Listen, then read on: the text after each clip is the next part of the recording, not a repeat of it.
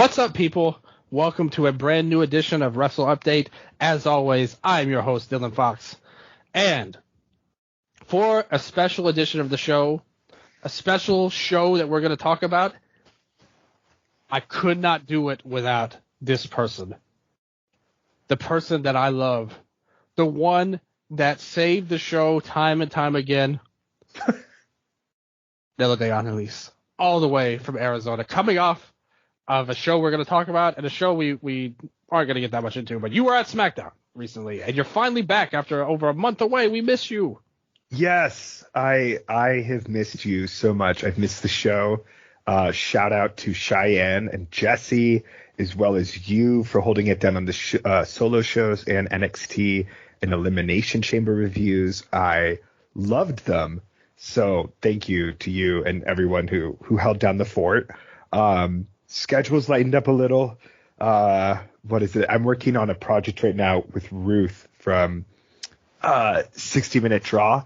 So it's the same thing where I disappear for a couple weeks and I'm back and we and then I have to disappear for a couple weeks again. So I'm happy that this is a time in life where I can appear once again. And yeah, I was at SmackDown. My cousin popped up in town randomly, and I had actually looked at tickets because this is actually a pretty crazy story, but I went to AEW at the Footprint Center as well. I don't think we actually got to talk about this, I don't know if we talked about this, but I was there live for Hangman Swerve 3 as well as Sting winning the tag titles. And the seats that I got for that show were $20 and stupid fucking good. The same seats at SmackDown were over $600. So that is a big gap in price. That's, to be fair, that is, both are like day of resale, but I mean, you could see the difference, and they were separate arenas. Footprint Center, which is the Suns Arena, and the Desert Diamond Arena, which I believe is the Phoenix Coyotes. But yeah, man, it really was an insane, I will say though, for having probably half the size, both shows had the same level of energy. I wound up sitting though behind the pyrotechnics, which was really, really cool. And my cousin's like, "Oh, I'm so sorry for the seats." And I'm like, "No, dude, I've been to so many wrestling shows.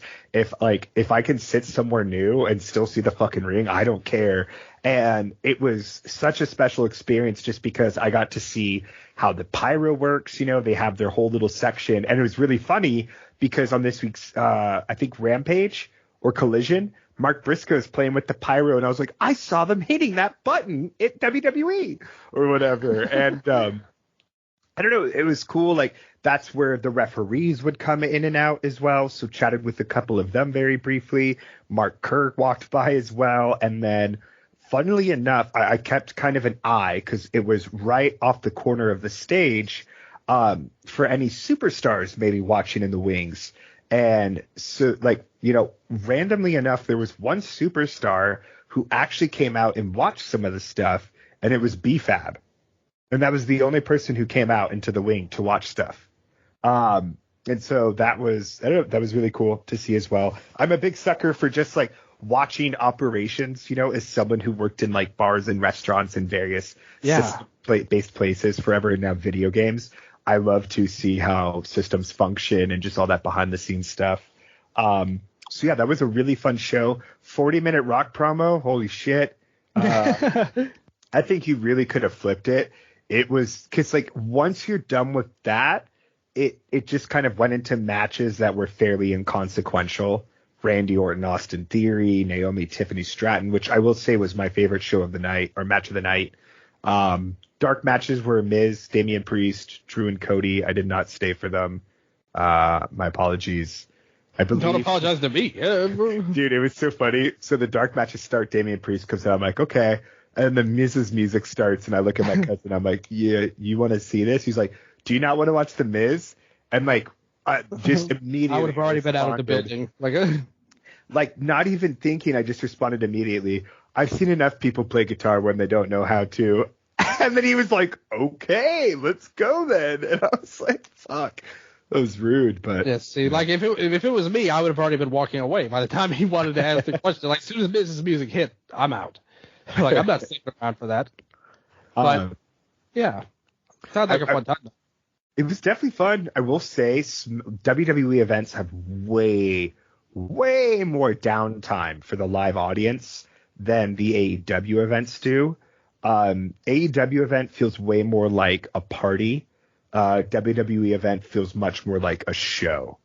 So just having gone to both, and I mean, I would say both are fairly big events as well, with that 40-minute Rock and Roman promo, setting up the tag match at Mania, and then Hangman Swerve 3 and Sting winning. Like, you know, it's wild to see all these awesome events, and yeah, I don't know.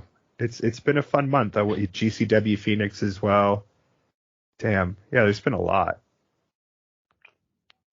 But you could hear about Crime Update number 2, which you talked about on the show as well.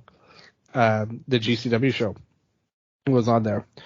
Did you ever watch like the NXT show I went to, or the Chamber? Oh, I watched Elimination Chamber. I actually liked the women's Chamber match quite a bit. Like, I'm super big on Tiff. I think Tiffany, I think she's looked 10 times better on the main roster than she did in NXT to me already. Like, I don't know what it is. Maybe it's just because she's working with like other people who can wrestle way more now. Yeah. Or I would say just longer tenured wrestlers. Yeah, I really think she could be the next Bianca level Performance Center star. God, tag match was fine. Butch, I think, is a better gimmick than Pete fucking Dunne. Like, the guy still doesn't talk. He does the same facials, and at least before he barked. Like, Pete Dunne is the most boring motherfucker in pro wrestling, and I say that with all the love in the world.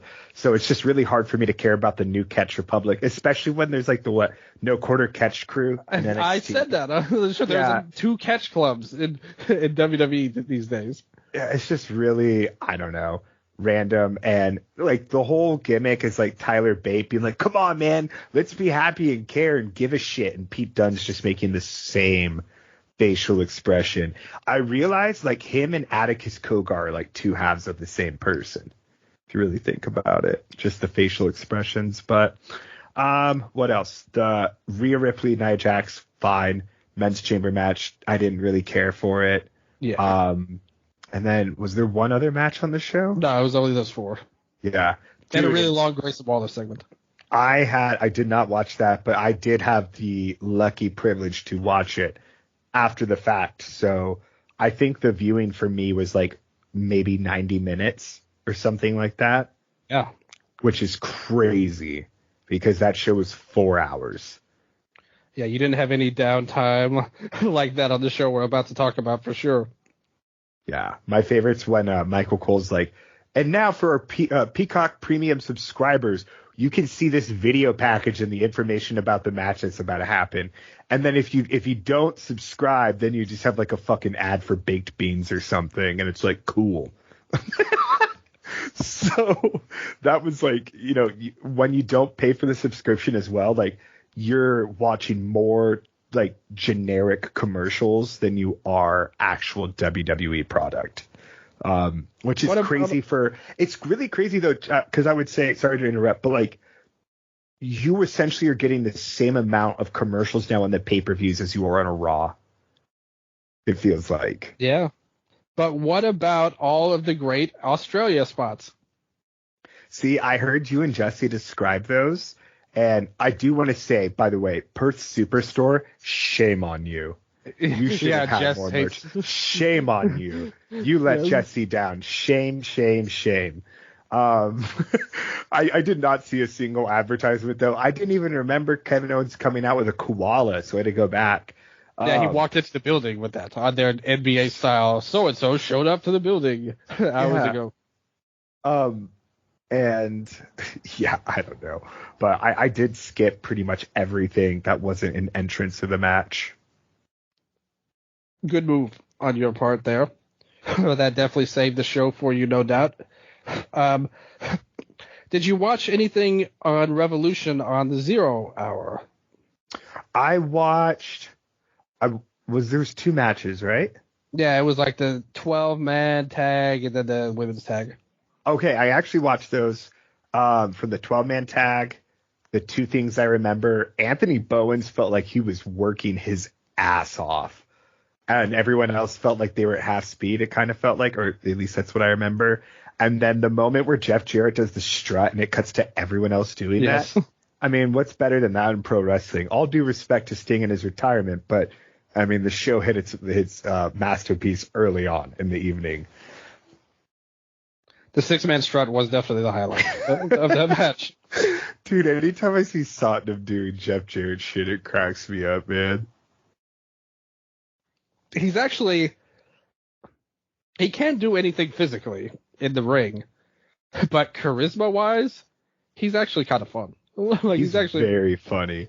Yeah, I like him, to be honest. But yeah, Jay White got the win in that match over Willie Mack, who somehow got roped into Jarrett's team.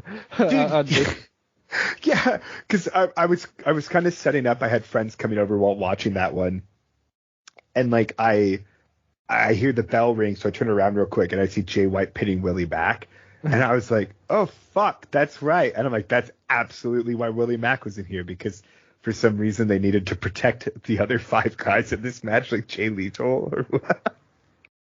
So, what did you think of the match?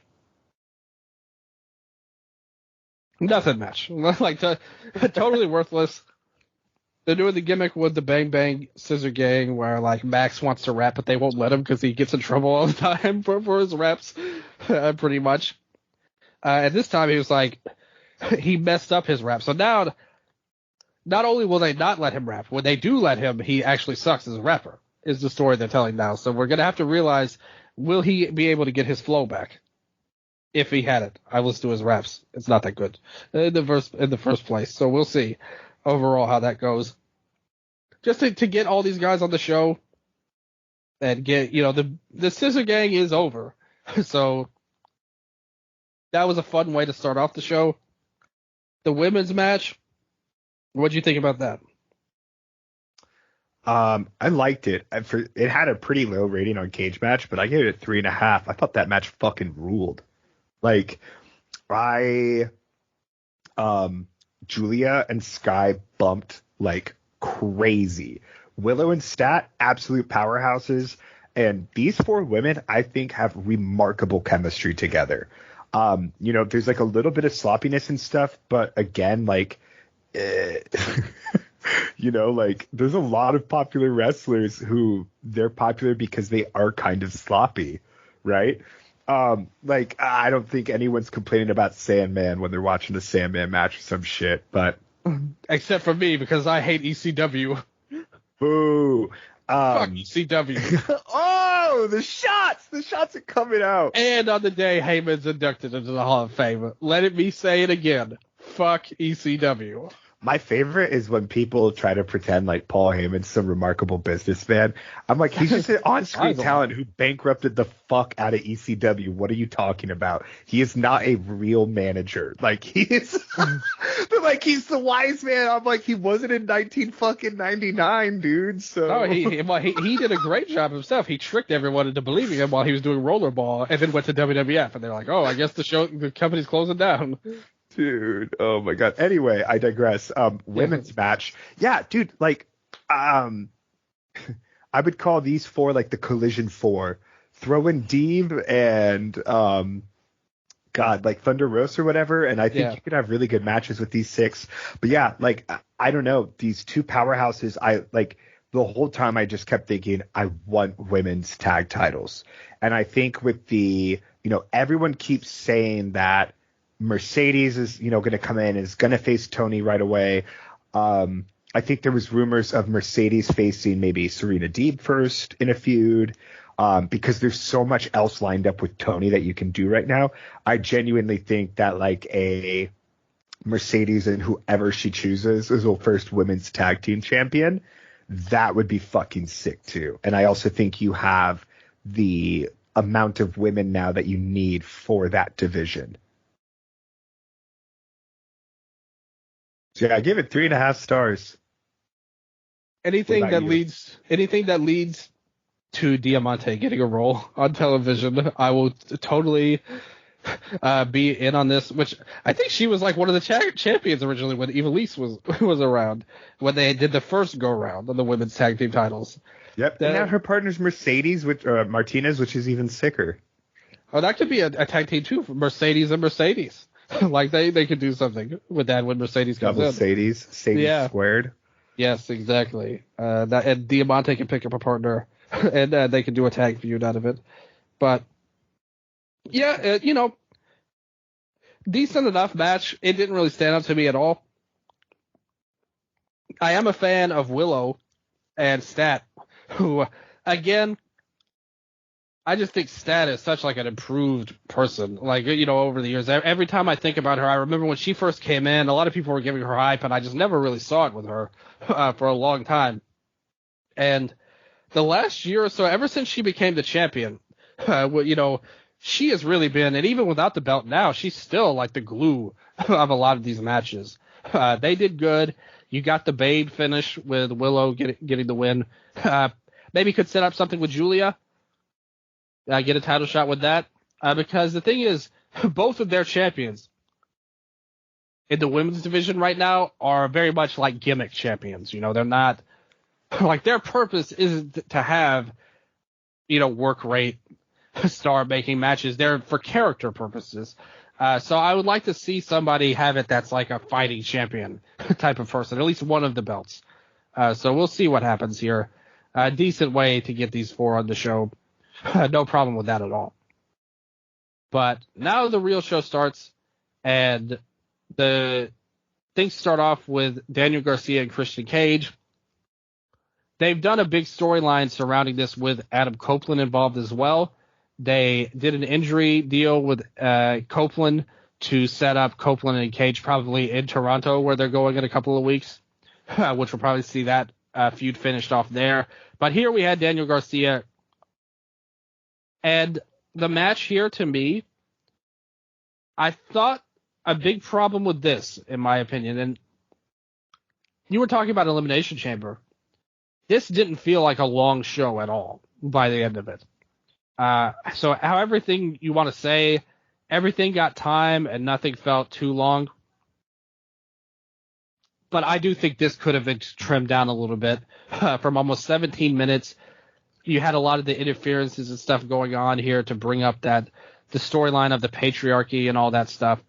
It wasn't that I wasn't enamored with it, to be honest with you. For Garcia, you ideally would want him to have a breakout type of match, and I don't think this was it. Like, so much was on Matt Menard, Kill Switch, and all these people like coming in. Nick Wayne set up the finish thing in to set up Christian winning. It was fine, but I didn't think it was that good. And ultimately, this was what it was, which was a filler match in this feud until we could get to Edge going after Cage, in my opinion. So I didn't think Garcia actually gained that much from this, and I think you would have ideally wanted him to get more. What about you? Christian is like 40 plus Okada, which is to say he needs that first slow 10 minutes. Like I was even telling my friends when the match started to heat up, I was like, I always forget how slow the opening of Christian matches are, but that's not necessarily to say that they're boring. There's something about like the simplicity in what Christian does that I have always appreciated and still do. The whole Menard coming out to save Spot, there was that pretty off interaction with Mama Wayne. Still so funny to see shit like that. What is pro wrestling? But it seemed like they were kind of out of sync. And then Killswitch comes back, and those kind of lifeless brawls where it's just like, hey, let's run to the back while we're half hitting each other. It feels very lazy to me. So that was definitely, wasn't a big fan. I liked the finish concept of Nick Wayne hitting like the RKO on the rope almost. Yeah. I thought it could have looked a little bit better. Like Wayne almost felt like he sort of slid off a little bit early. But outside of that, I did like this. Like I would go maybe 3.25, 3.5 on it. Like everything between like all of that stuff, right, that I mentioned is pretty much existing on the outside of the ring. So for me, it's more so the booking involved. I thought the in-ring work of both guys was really phenomenal. I bit super hard on the false finish with like the pile driver. I think Christian got his foot on the rope or something, but again, like I think Christian's character is so sound. Totally agree that we might be getting closer to Christian and Edge, but I thought Garcia did look good at this. Like, I guess he didn't lose stock for me personally. And in the same way as like Tony and Deanna, which we'll talk about later, but this doesn't quite feel over to me either. And that's something I'm kind of hoping for, like just a little, is that with the increase in pay-per-views, right? That, you can get a continuation of some of these feuds on the TV in the interim, or cool them off just for a little and like, bring them back or whatever it is that they choose to do. Sorry, 1 second. I was getting a call. I don't know. I would like to say, or I would like to see, some of these feuds continue because I think that there is more that you can get out of them. And I think that, this match kind of heats things up for me. But yeah, if this is it and Garcia is just kind of out of the title scene, that's a bummer for me. But I enjoyed this as an opener. Yeah, I guess I go about 3 stars on this. I thought it was good. There were some good moments. Garcia, nobody questions his talent as a wrestler. I didn't get the feeling that this is going to go anywhere personally. Maybe they'll prove me wrong. But I really think that this is going to be Copeland at his big spot overall. The next match was... Do you think they blowed off at Dynasty? I guess that could happen. I think that Copeland will fight in Canada though for the belt. Oh, because they're about to do Toronto. Yeah, exactly. That's right. what is it? Boston, Atlanta, Toronto. Those are the big ones coming up. Yeah. So we'll see if that plays out how it is. I love Christian in general, like just everything he does and as a promo for sure. The title right now, it feels like it's kind of stalled a little bit with all of this Edge stuff, and Garcia kind of got put in as a third wheel, and like it was okay. It's good that he got a singles match on the show. Hopefully, it can lead to something else in the future. And they've got plenty of time with him too, so it's not like I'm pushing a panic button on him. It's not like they have to make him the world champion tomorrow. I just think that this particularly didn't feel like a major moment on the show, or like I wouldn't say he lost anything, but I don't think he gained that much either. But we'll see what happens in the future. Yeah, it's interesting because I feel like all of the titles right now are very much in their own categories, and the TNT title almost feels like the world title absolutely used to be the quote unquote sports entertainment title, right? And now it feels like since the world title is with Joe, we're getting a lot more of the sports entertainment now almost like contained within that TNT universe, which with it being like the television title, there is something in like the sort of meta sense that I like about this being the most overbooked thing, because it is like a fucking just a convoluted TNT drama almost, like TNT, we know drama. And it's just like Christian Cage and the patriarchy and all this shit. Yeah. So I do have a soft spot for it. If this is, your world title or international title, I think that it doesn't work as well. But yeah, I do like it in that sense. What about the Continental title here with Eddie Kingston defending against Bryan Danielson? Second match in the show, which is pretty interesting here, to say the least. I thought this was a great match, however. And I mean, what else would you expect from these two? I think the problem with this is, with what we were going to see later in the night, I didn't feel like these two, as good as the work was, and especially for Bryan, I thought he was just phenomenal in the match. Again, I can't properly put into words just how great of a pro wrestler Bryan Danielson is. It's basically impossible. But I think even with as great as he was, I didn't really feel like they elevated themselves here from what they had done in the past already. I feel like this feud has kind of, they don't need to be wrestling anymore. Like, they've done what they could do, and it's good. It's always good with these two. I just think there are new horizons that these two should both look at, and I think they could have better matches with other people. We've seen it. We saw the Continental Classic match was phenomenal. This was a great match, don't get me wrong. But to me, I didn't think it didn't overachieve. Let's put it that way. I would still give this a 4-star rating, which is a great match, well worth watching.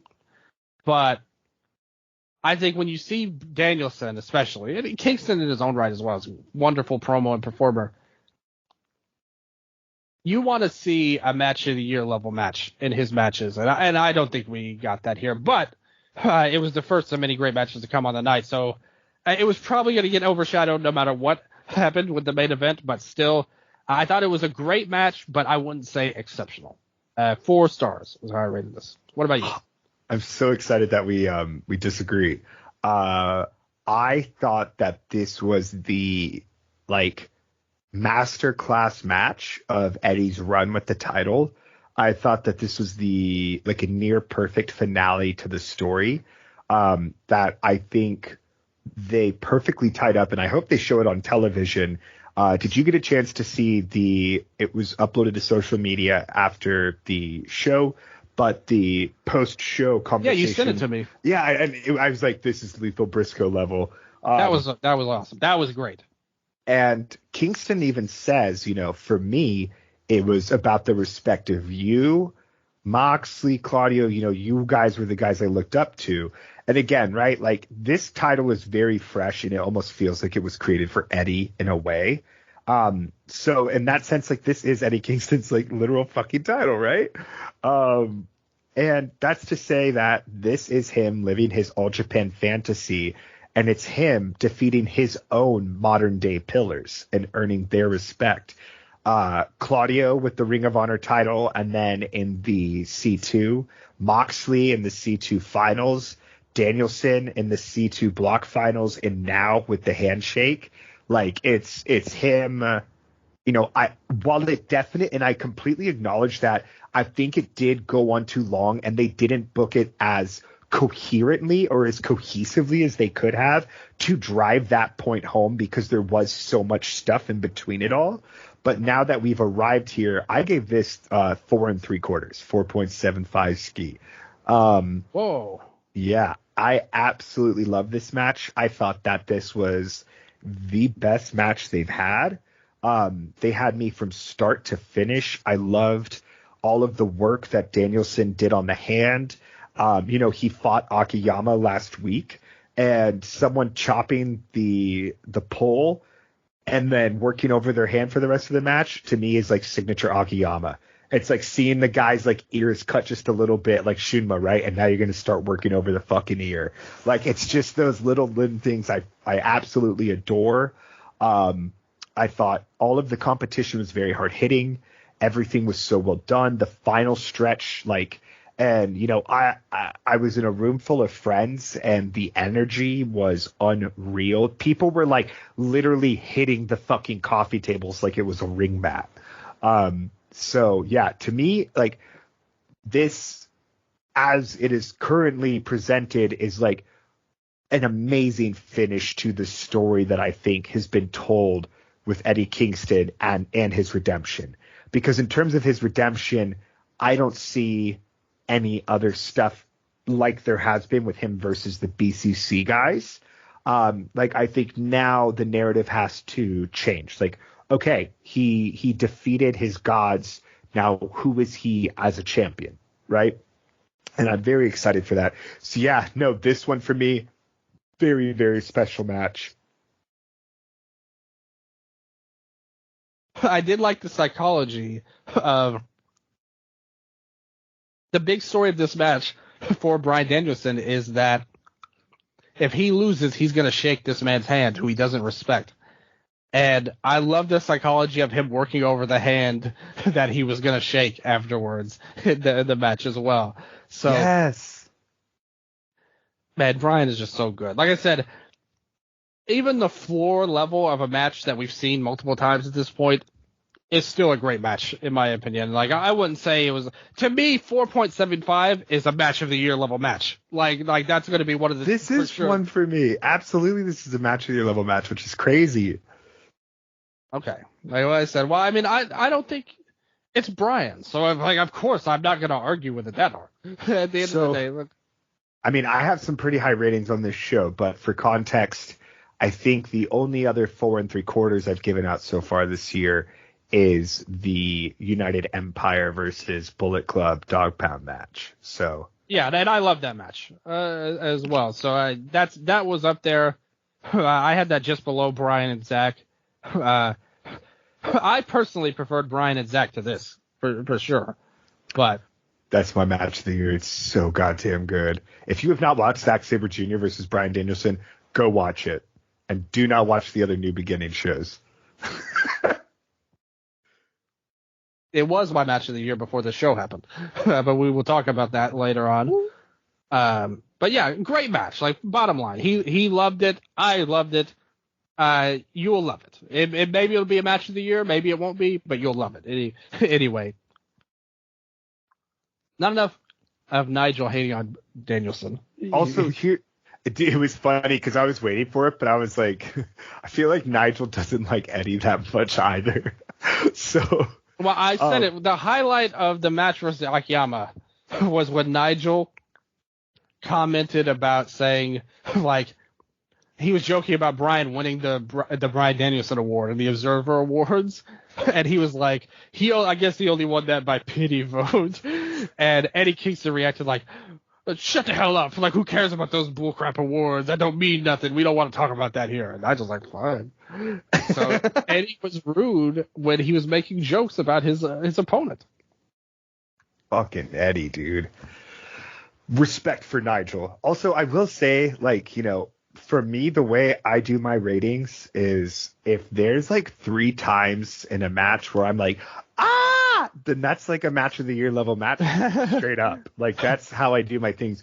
Like, when you watch a great match, especially like the Takeshita Ospreay one, which we'll get into later, when you can perfectly see how they enter or exit and enter like the new acts, like your first, second, third acts of the match, like those, it's just those transitions, the punctuation on those transitions. Like, I don't know, there was something very, very special about this match, I think, that carved out its own spot. And again, like, I've been watching so much old New Japan shit that it's that ferocity, and we also see it in FTR, Moxley, and Claudio, but, you know, we don't get this enough in modern day tag team wrestling at all, where, you know, one guy's in the center of the ring, he puts on like the cocky submission, and the other guy's just going to walk in and kick you in the head. Like, fuck you, right? And I felt like this match very captured that, you know, Kings Road ferocity and like just fuck you mentality that I really, really love. Like, there's just certain energies in pro wrestling that I adore. Death match, hard as fuck hitting, you know, Kings Road and Fujita Hayato, and just like really sound character work. So, and yeah, this hit a lot of it for me. Good stuff. I love it. Up next was the 8-man all-star battle here. And the winner of this, of course, would get a title shot at a future date. We had CMLL's Magnus, the natural all-star of AEW would say here. World title threat Magnus. Just like, no disrespect, but it's one of those things where it's like the Owen Hart tournament that one year, and you're like, who the fuck are these guys? Out of all the people in CMLL to come over, I don't know how Magnus was the guy. And he honestly looked pretty good in this match, don't get me wrong. But, like, he wouldn't have been in the first 25 names I would have thought of that they would have gone with CMLL. Same thing with like Isfinhe is here now, and it's like, what? And Star Jr. and it's like there's so many luchadors you could look at. How did we get to Magnus in a pay-per-view spot? Makes no sense. But Dante Martin, another random person to come in. Brian Cage, Hook, Lance Archer, Wardlow, Powerhouse Hobbs, and Chris Jericho. So to me, there were two MVPs in this match. The first was Dante Martin, because this man blew so many dives in a single match here. That foot kept getting caught in the middle rope repeatedly over and over. And I watched this show with Ken and my mama, my grandma and my great grandpa, pretty much. So Mama is a big WWE fan. She doesn't really watch AEW that much, but she loves Bryan Danielson and was happy. She kept rooting hard. She was like, at the end of that match, she said, me and Ken were talking. Ken was like, yeah, he should shake his hand. And she was like, I wish he had broke his hand in the match. This match, she was like, there's just something about Jericho. I just don't like this guy at all. And I was like, yeah, a lot of people don't. It's fine. But here, she was amazed by Dante Martin.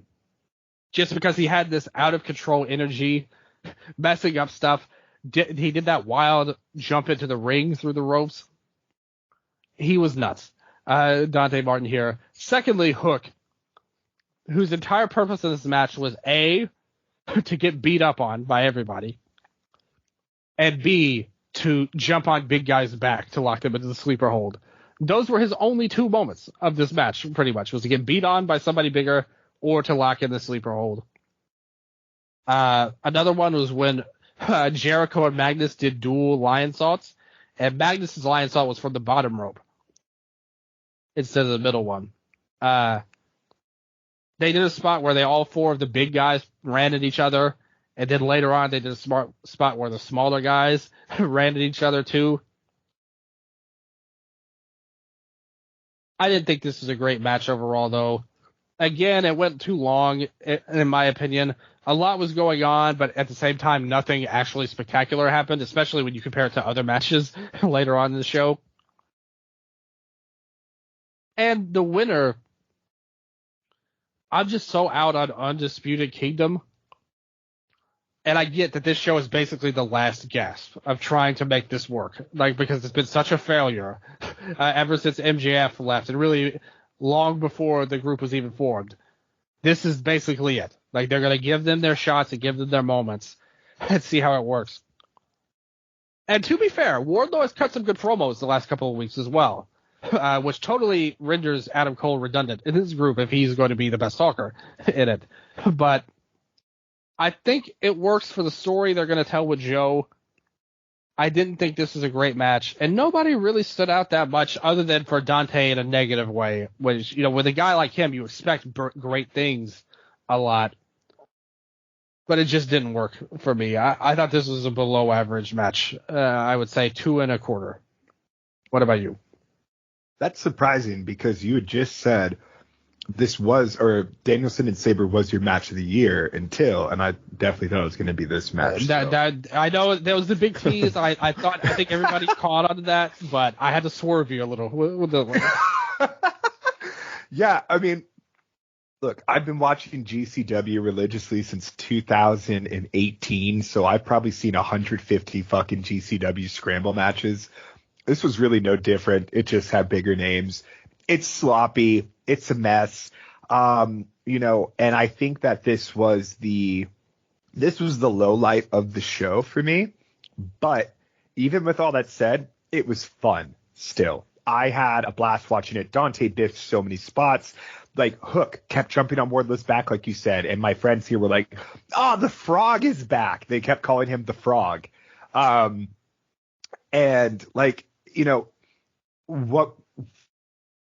What really fucked the matchup for me, because they had the fun element, right? And It was the fact that it felt like 3 different matches kind of trying to fight inside of one. Like, getting rid of Meat Madness and then having the match start off by knocking out all the smaller guys and then having the big guys battle for like 5 minutes is a really weird way to start a match that's no longer Meat Madness, right? And all I could think was, why couldn't it have been these 4 guys? And that's it. Like, I understand you want Miro and Keith Lee, but I was like, this match could have just been these 4 dudes straight up. Because the smaller guys were unfortunately like the more inconsequential ones, you know, like your Hook already got a world title shot. Jericho's Jericho and Magnus and Dante are not exactly contenders. But yeah, and then it was just like, especially you would also mention the spot where then the little guys do the bumps. I thought that was really, really weird.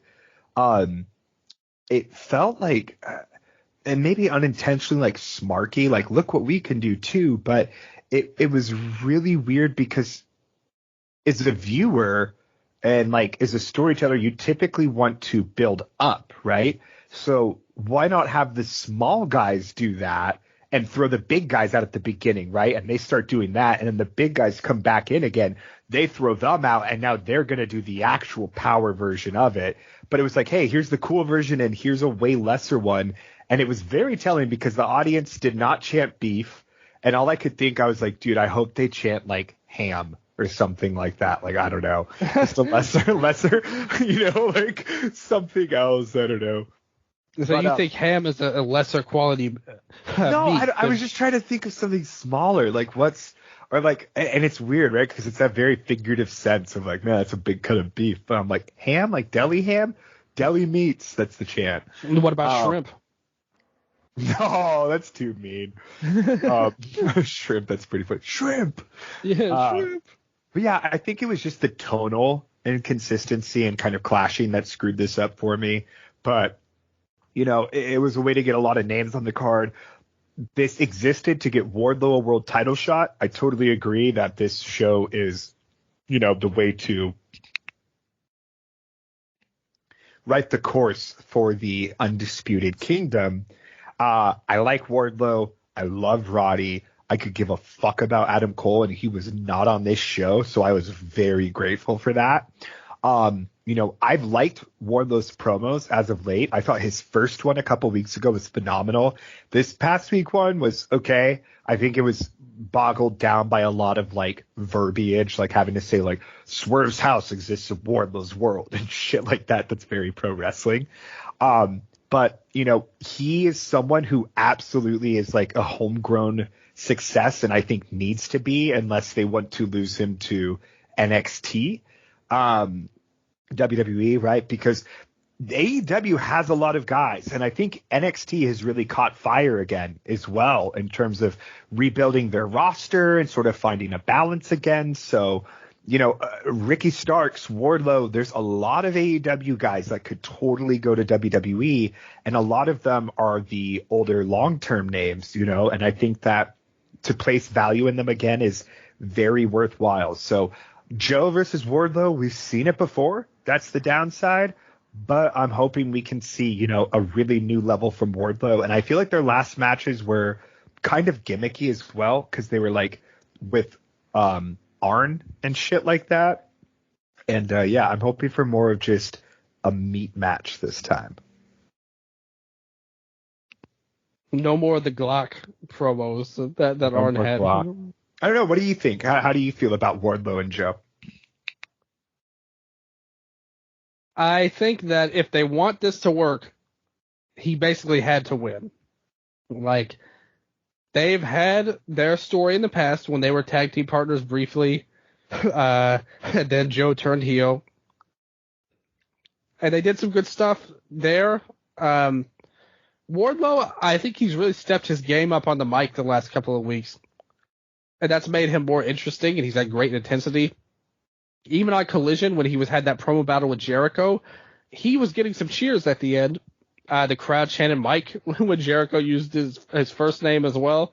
They were going in, so I think there's always been something there. he just went through that long period of being cooled off that it's going to be hard to overcome. But with Joe is such a fantastic promo. He can make anything work regardless of the opponent. So, yeah, I have good expectations for it. If it's a singles match, I don't think it'll be very good, though. I will say that with Joe and Wardlow. My expectations for the match are low, but the promos, I think, could turn out to be some good stuff.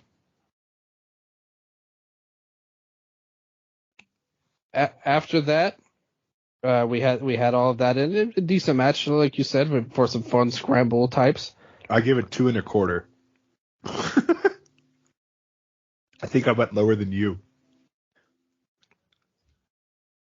No, I had a 2.25 as well. Oh shit! All right, gang then.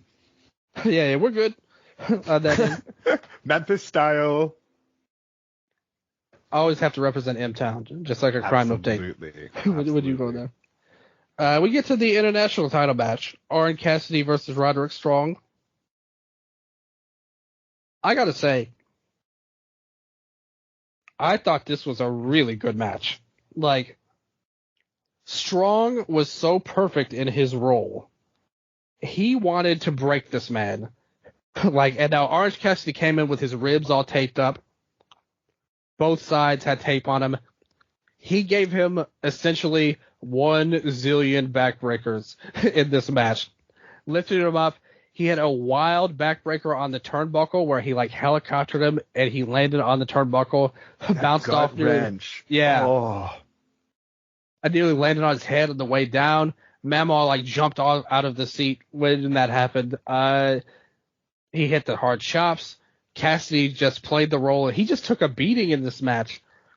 And he had a couple of hope spots, but for the most part, it was Roderick that really took control of this match a lot, and I thought it really worked overall. And I thought this was a lot of fun, a hell of a match. What do you think? I completely agree. Again, I think that the big part of the Undisputed Kingdom, I'm starting to realize that maybe it is that I don't like, is just Adam Cole. Yes. Because, it's I don't need to see him play this character for how many undisputed fucking iterations have we had? That's the whole thing, right? I don't need to see him to play this character again. I think this group could totally get over with just these 4, honestly.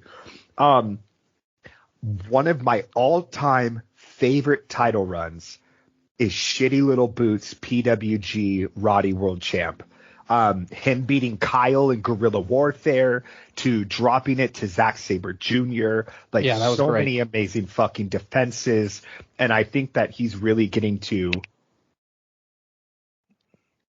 play that character again and really tap into that, I don't know, legitimacy. And I love it. When the match started, I told my friends, I was like, this guy is the best wrestler in the world at fucking someone's backup. And they're like, okay. And he absolutely delivered on that compliment. He totally did. I thought Orange selling was so good here. I think, sorry. I was just going to say the perfect mix of roles here where you have Strong being a devastating, badass powerhouse guy. No shenanigans, no nonsense, no interference, which they usually do in a lot of these matches where a heel's about to win. They cut all that crap out.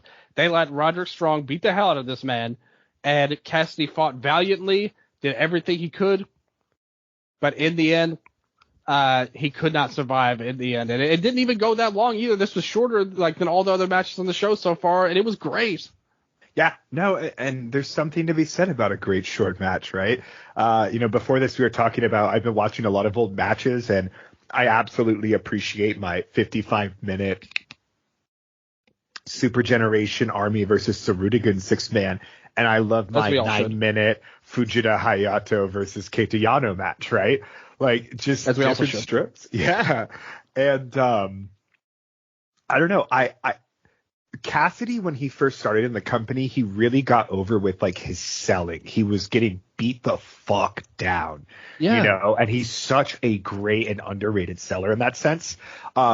You talked about maybe a little bit of lack of selling in the Takeshita and Ospreay match.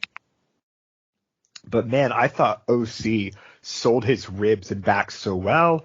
There's the spot where he hits the rope assisted beach break, where he like deadlifts Roddy up, but he's using the rope. And I was like, man, so many great little things like that. Him hitting the superplex thing or whatever, and then clutching his back.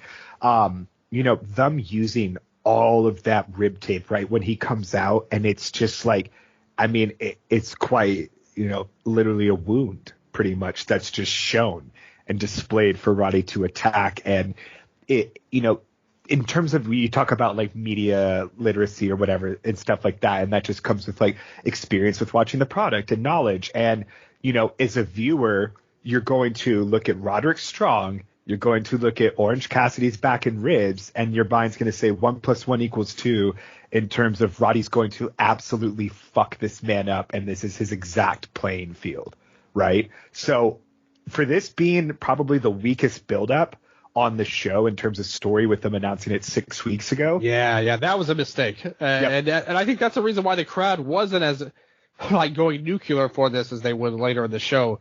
I think if they had a better build, they would have been more into it. The crowd would have been. Yeah. And I don't know, man. I love this. I gave this one 4 stars. Same rating as I did. Hell yeah. And like, I'm happy that OC's title reign has ended. I think that I feel better about this. Yeah. I feel better about this than him dropping a Moxley. I'm excited to see what Roddy can do with it. He is a workhorse as well, so I'm hoping we get some like actual workhorse defenses, and it's not some bullshit like, oh, the title's behind this faction line now. We don't need that.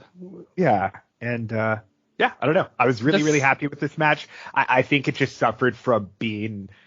It suffered from the best thing possible, probably, which is being on a show with a million other great matches. Yeah, I agree with that.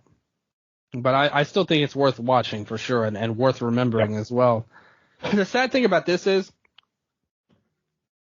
now that you mention it, when he lost to Moxley, like, I said after that show, this was your chance to make OC a main eventer, like, if he had won that match, and you chose not to. Unfortunately, that's prophetic, because now that he's lost, it's like they've slotted him where he is, and I don't see any way he'll ever be more than where he is at the moment. And he was like the heart and soul of the company last year, and I feel like all of the pomp and circumstance around that last loss, none of that was here. In fact, they literally brushed him aside for Kyle O'Reilly, like debuting afterwards. So I'm a little bummed, because I think Cassidy had such a great reign last year, and this one, as good as his wrestling was, never recaptured the magic of the first time. And I'm glad that he lost it, but it's a shame to see how the last one ended with Moxley and compare that to this one. It's like no comparison in terms of how, like, the pomp and circumstance of it. Yeah, and weirdly enough, like I said, I feel better about this ending than the Moxley one, where that was like a complete underdog babyface going against like this great evil. Where this one was kind of like, Orange Cassidy beaten down for a year and a half with this title. And it reminded me of Sami Zayn versus Kevin Owens, where you're expecting like this massive, resilient babyface performance, but it's very much them getting beaten down the entire time and then getting an inch and then getting shut back down. And I agree. And maybe because O'Reilly coming out, I'm hoping that this is a little bit of a write-off for Orange Cassidy for a bit. I think it will. Because, one, the guy deserves some fucking time off. Two, I think he could use a refresher in terms of just being off TV for a bit. I think when he comes back, fantasy booking in my head is Swerve's world champ. I think someone that he could definitely feud with Swerve for the world title. If they could get him there, I would love to see how that plays out. What do you think about O'Reilly coming back? Because after the match, they lifted Roderick up in the air, and he was triumphant, and everything was cool. And then suddenly, Kyle comes in.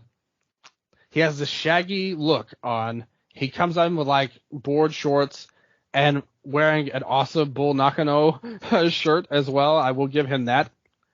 But he basically looks like he just wanders into the ring randomly, and he kind of teases like he's about to attack. And Roderick's like, "What are you doing here?" And then suddenly they hug, like they embrace. Everything's great. Taven takes off his shirt and tries to give it to O'Reilly, and he takes it. But then he whispers, this is not the first time we've seen a storyline like this. He whispered into his ear, but we don't know what he said, and then walked off without accepting the shirts. So what did you think of this and where they could be going? So damn happy to see Kyle O'Reilly back. He is, when you look at the mid 2010s and like the best performers, like Kyle O'Reilly versus Shibata versus Kushida, his New Japan run was amazing, Red Dragon, NXT, all this shit, man. Like, he really is so good. And I feel like every time he's gotten close to that top, something has cut him down, whether it was NXT rebranding, Karrion Kross, fucking whatever, right? Something else has come along that's kind of just kicked him out of the spot. If he is who fills the gap of MJF right now, I think that is a really exciting position for him. Because one, it slots him as a big time babyface. Two, it fills that, purgatorial void that the Undisputed Kingdom has until MJF comes back, which isn't to say that you can't run the feud, but you can.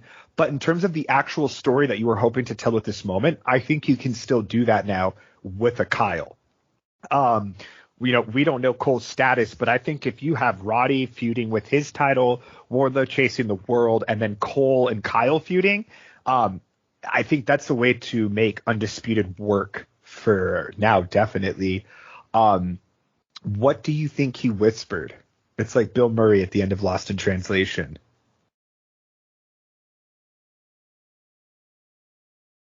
He told him. Sorry. Yeah, he told him, you told me that you would do what was best for business and let us have the biggest match of all time.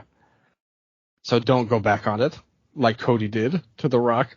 Dude, I thought you were serious for a while. I was like, how did you find this out? Holy shit. No. It's just, this is the exact same angle as Cody and The Rock, pretty much. I thought he just like whispered. He's like, my name is Kyle. That's it. Makes perfect sense. But I'm sure, to me, I can easily see this being something where maybe Kyle is saying, Roderick, you don't want to be with this Adam Cole. He corrupts everything he touches. Do we really want to do the same crap we were doing 5 years ago with the Undisputed Era? And try and turn it to be like Kyle's against Cole more so than Roddy. And maybe try to lead him away from the group. Man, and like you think about it though, but this is such a small indie act that has now had major multi-year presence and storytelling in multiple the largest companies in wrestling, right? Because I feel like this all goes back to Roddy, Kyle, Cole, etc., Bucks. Like, this was all Mount Rushmore in PWG, Future Shock and Ring of Honor, right? And it's like, yeah. But I feel like when they really became the clique that they have played in NXT and AEW was their PWG runs. And I'm just like, it's crazy how much, like, it's kind of hit a Bullet Club point for me, because the thing is, like, I guess I shouldn't say Bullet Club, because at least Bullet Club adds new members. Like, yeah, Wardlow's here, but dude, they've been telling the same story with the same exact guys. That's the thing. And I really do think that they've squeezed this story for all they can. And I just said I'd be happy with the Kyle versus Cole feud, but again, like, I just don't know how much more you can do with this. And again, that's just my opinion. But I guess another problem with this is it's the same people who haven't evolved at all in these 10 years. Like, these are the same characters that they've always been. Outside of the 2 weeks where Adam Cole was supposed to be the devil, They tried to see if he could be a darker heel manager, boss of a stable guy. He can't. Like, we know he can't. He's Adam Cole. Like, that's all he can be. And so that didn't work. He hasn't been cutting a lot of promos lately, probably for the betterment of everyone, to be honest. But these guys are all the exact same as they've always been, pretty much. The only difference now is Roddy has a mustache. It was hard for me to see his mustache last night, but okay. Speaking of Adam Cole, Orange Cassidy hitting the Panama Sunrise, great spot. That was good. This was a great match. Yeah, like this was a great match all around. I love both men performed this so well, in my opinion. Up next was the tag team match with FTR taking on Jon Moxley and Claudio Castagnoli, who came out as the Road Warriors with the shoulder pads and the spikes on them.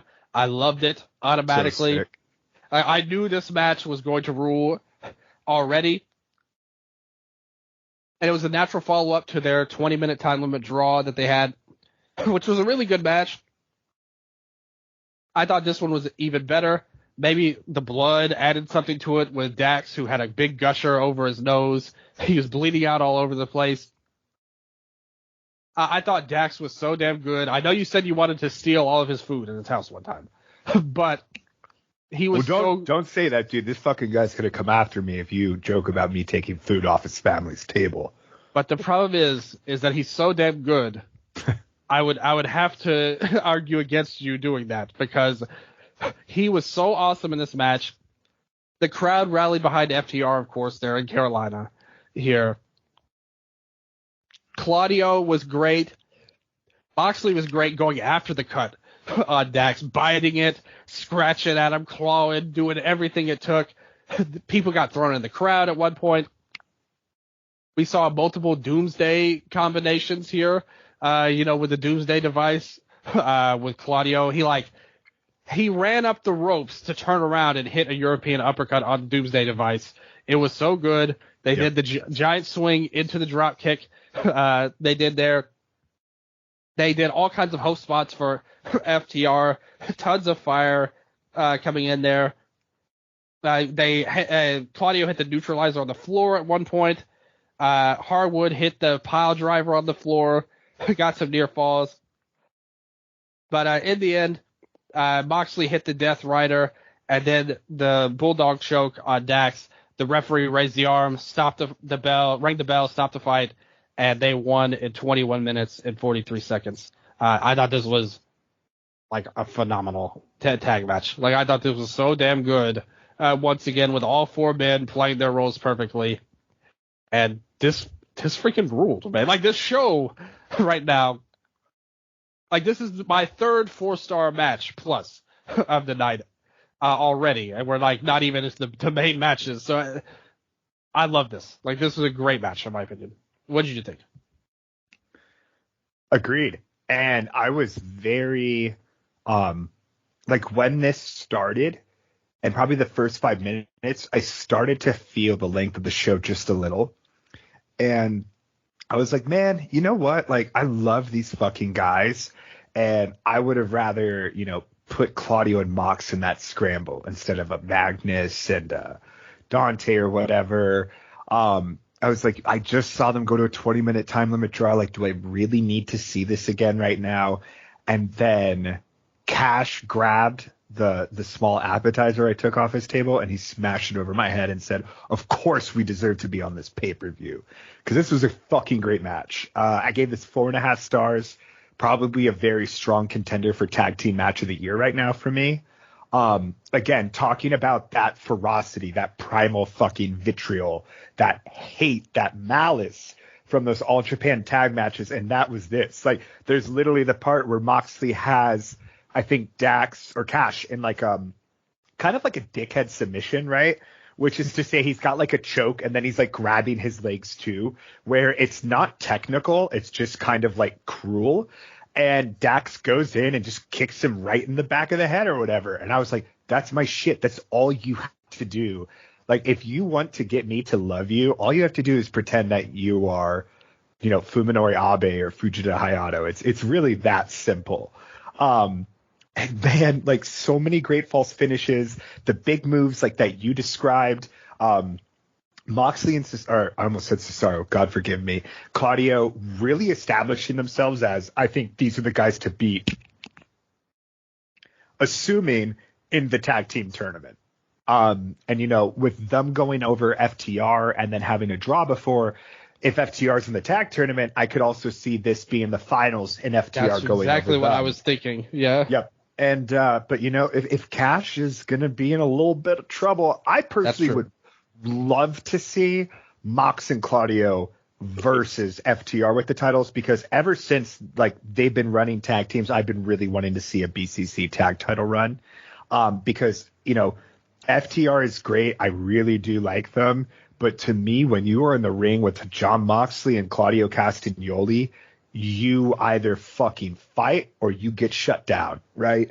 And like those are my favorite kind of matches. Claudio is, anytime I see him, I'm like, you are like, he has such an aura to him now in terms of just being this big, evil fucking bully.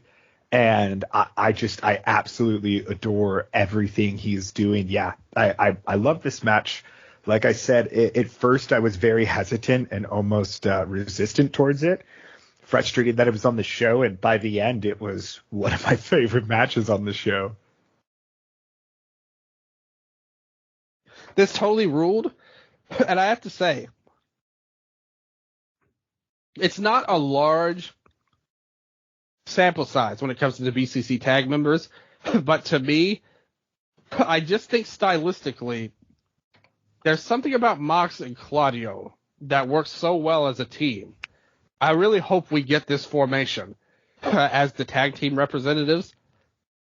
I think they work so well together, and I love the tag team moves they were doing. Like obviously, any combination of the four is going to be a great team. I just think these two together work so naturally. I'd really like to see more of them. I'm all for them getting a tag title run.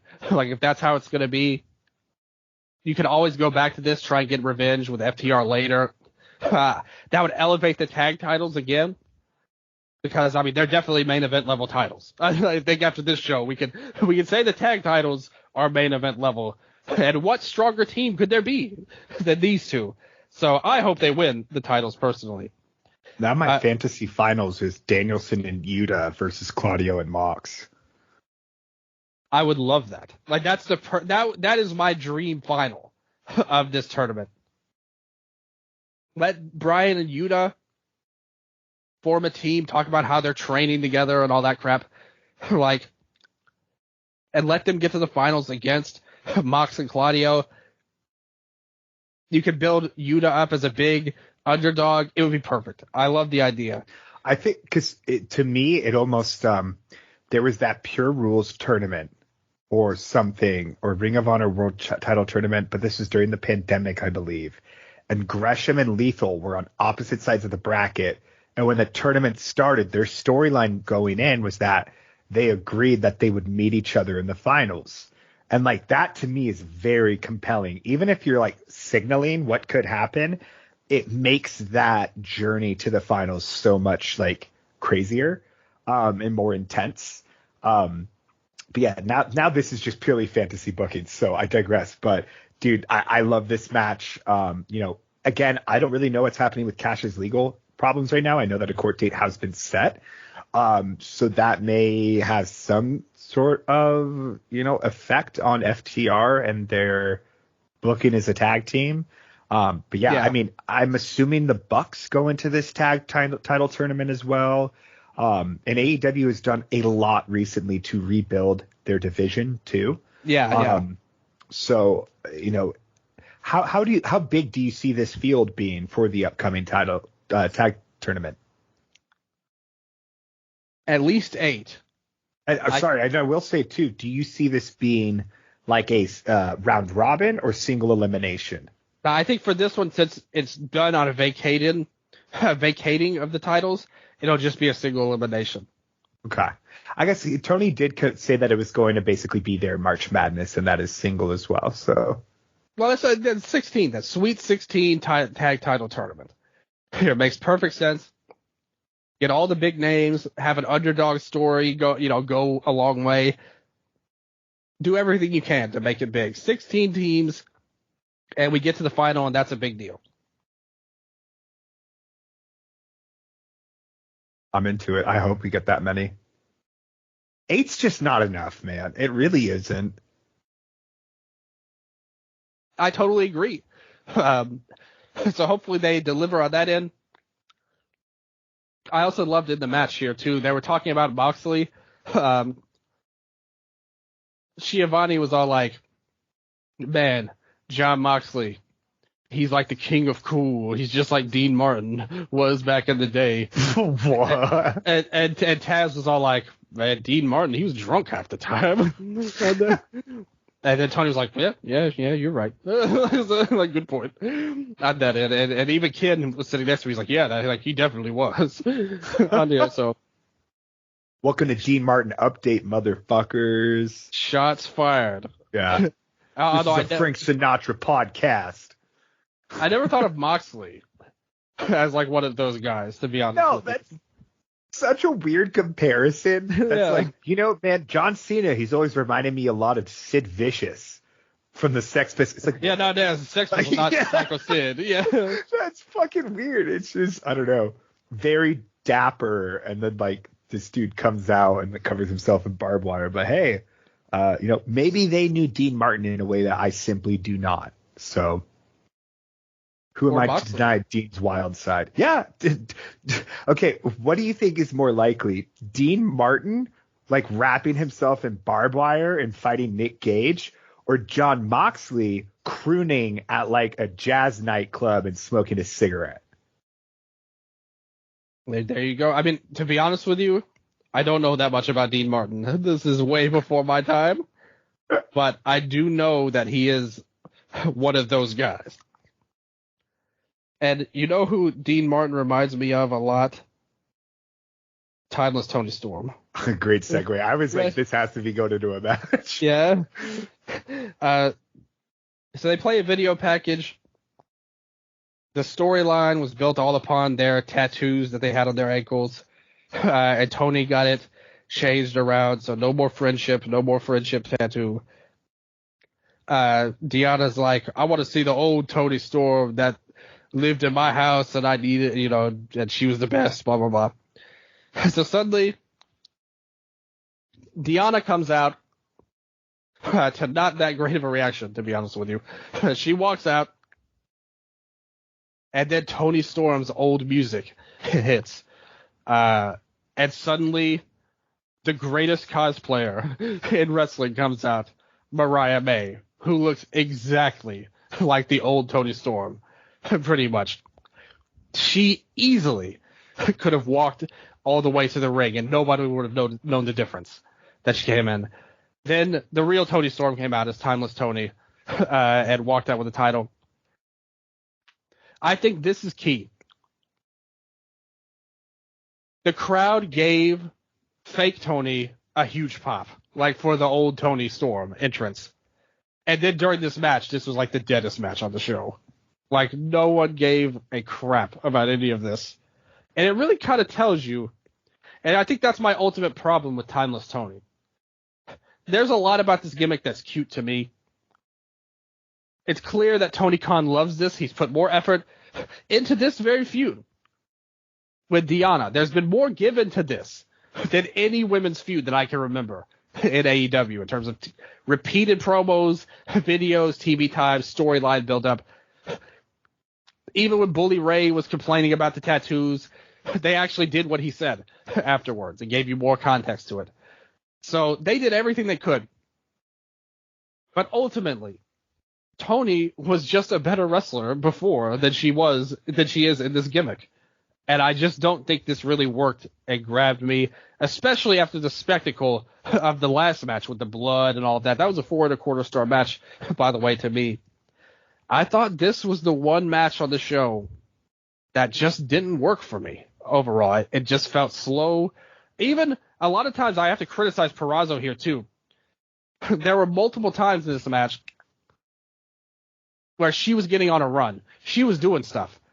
There was just no urgency from her at all. She was so lackadaisical on offense. She would hit a move and Tony would retreat to the corner. And instead of going after her, firing up the crowd, doing something, she would just kind of walk slowly backwards and then walk over to do the move. There was no urgency from her at all here. When this is a big match, you're getting the title shot on a huge pay-per-view.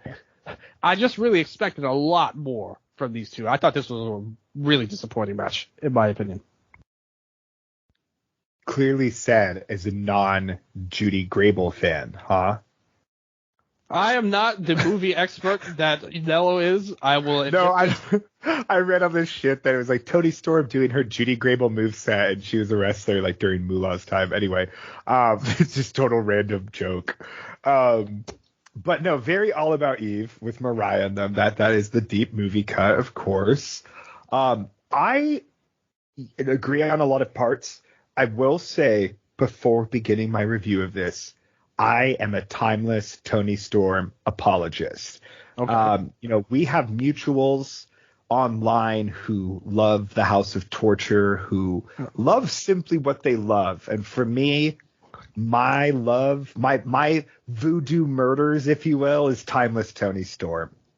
I really, really like what she is doing. And I think that it worked, at least in terms of the title, it worked better when you didn't have two gimmick women's champions, as we were saying before with Julia as well, right?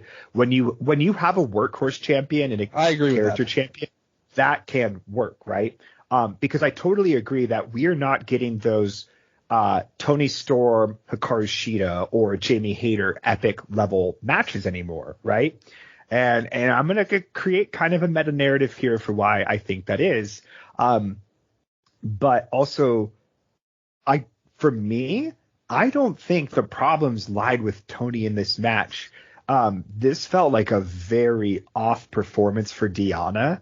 I thought that the majority of her television matches were better than her performances in those matches have been better than this one. I thought where this match shined was in the technical moments in the first stretch. Toni doing almost like some of those like silly World of Sport reversals where you're going to pump the arm up and then twist out, right? And things like that, which I really, really love that stuff. Yeah, me too. Like she did another thing where she hopped the corner, went through the legs, very traditional, like old school British wrestling style. Yeah, and if we're going to talk about, advocating old school styles, I will take that over doing a fucking Hulk Hogan 80s powerhouse gimmick where you're just like doing the power slams and stuff. Yeah, that was good. I just think don't you think Deonna was too lethargic when it was time to go? Like there was no sense of urgency when she needed to be on offense. No, like I said, I think that this was Deonna's weakest performance in AEW so far, which is a huge disappointment. And then, and please correct me if I'm wrong here, but I thought the biggest missed opportunity in the match was, I think Toni started working over the ankle pretty heavily towards the end. Hell of an ankle lock by her too. I think she works it very well. I was totally waiting for the boot to come off to see the tattoo again. Yeah, I know. Well, yeah, that was the whole story. Yes, and then when she's working the ankle, so to me that was the most like glaring missed opportunity. Now, is my sort of justification for all this, right? Again, Toni Storm was in the Outcast, suffered career highs and career lows, like pretty much like a roller coaster, right? Back to back to back, which, and as we saw like initially, right, this transition into Timeless Toni was over the course of like a month and a half, couple months, right? What started as kind of a Laurel Van Ness dirty mess slowly descended into more like golden age Hollywood madness. And, again, I think there's something wildly captivating and profound, especially as we are in this moment culturally within pro wrestling where, all of these things are coming out and have been coming out in the past decade about various personalities within the pro wrestling industry and their mistreatment of women, right? And so when you have a company who's essentially their world champion is a, modern day woman who has sort of broken under these constant expectations and standards and all of this shit and just gone into complete a psychotic break and dissociation. Like almost adopting this other like persona, right? Like this is very captivating, profound character work to me. Like I genuinely believe that Timeless Tony is an all-timer gimmick. And what I really appreciated about this feud is that they finally started touching on the psychological stuff in a meaningful, emotional way. Before, it's only been, this girl's crazy. Like, she's cracked. You're absolutely mental, right? But Deanna's like, what happened to you, And then Tony finally showed instances and slight slips of her old self kind of coming through. So we know that Tony is in there somewhere. And, if Deanna's performance was better, I think this could have come through better. But I think that ultimately Deanna was not the person to reawaken that Tony. And I think that Tony is trapped. And it's almost like she has to be shocked out of the system again, whether that is your Thunder Rosa or that is your Jamie Hayter, because those are the two people where, again, Tony's in this unfortunate position as well, where she is the, a Moxley type for the women's division, where twice she has stepped up for injured champions and won the title, right? And it's that thing where she is very much tied to it. And I'm hoping that, I could see her doing a feud with Rosa, but I think when Hayter comes in, that is when I could see her having a break within the break, if that makes sense, right? Like the personality fractures even deeper, and that brings out the more malicious, brutal Tony Storm that we knew from before, because we get glimpses of it still with the hip attack and all that stuff. But yeah, I don't know. To me, it just felt like, and this is either through her, as you said, lethargic performance, but even with that, just the booking itself felt like Deanna was not the one to awaken Tony. If Tony was Excalibur the sword, Deanna simply was not worthy. And I think, though, that Deanna was the perfect character to start unraveling this deeper thread that is Tony Storm. Those are my thoughts. 3 1/4. Also, I love the fuck finishes, man. It makes me think of Neo Bashiki-gun.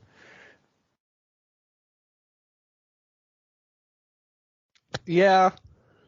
I mean, there's a lot to unpack. That was quite an analysis of this character. I really think that this was a tough spot for Deanna. I wasn't a big fan of her role in this match or how she performed it, more or less. They also did the thing with Mariah coming in. That led to the finish with the pile driver at the end. So it makes sense. You have to think for Deanna, she was in a tough spot because I think this act, the Virtuosa, is much better as a heel-leaning act than as a babyface. Yes. Right away. A lot of her work in Impact was to show her superiority in the ring. And here, this is more of a personal story, which was a challenge. I think they did okay on the build-up. Like, the program itself was all right. I just don't think the match delivered, ultimately. And I think that they were onto something with it. It just didn't come together for the match, ultimately. And as far as Tony, what do you think of the idea of the end game of her and Mariah? Like, that would surely be something they look at. Do you think they need the title for that? Because I also think it's hard for me to imagine Mercedes doesn't come in here and get this title very fast upon her return. See, and that's same, but then it's like you have Rosa and Tony tied to, Rosa and Jamie tied to her. We do not know the status of Jamie Hayter, but Rosa on Collision made it very clear that she didn't lose the title and that Tony was the champion after her. So, Mercedes can come in and have another feud, obviously, before then. But for Dynasty, definitely makes sense. I think that you can do Mariah versus Tony after Tony loses the title. for me, it makes more sense for Mariah to be the scapegoat for that, and then Mariah has to overcome the sort of persecution. And they've kind of alluded to that the last couple of nights, where Tony like walks by her to make things by herself. She kind of looked like, oh, she's about to check on Mariah, but then it was just like, hey, carry my title for me. Yep. And this is the thing, right? Is that, and this is also, goddamn, I'm going to go back into the analysis. My apologies, Dylan, but I'll keep this one quicker. But Luther and Mariah, there's a reason why Tony has chosen to surround herself with people, right? She could ignore Mariah all the time, but she acknowledges her.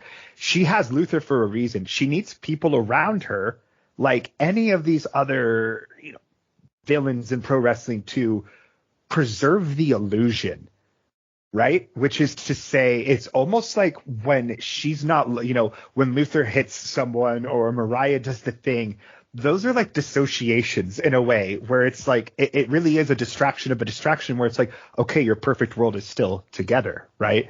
And without the butler, without the adoring number one fan, is there still a movie star?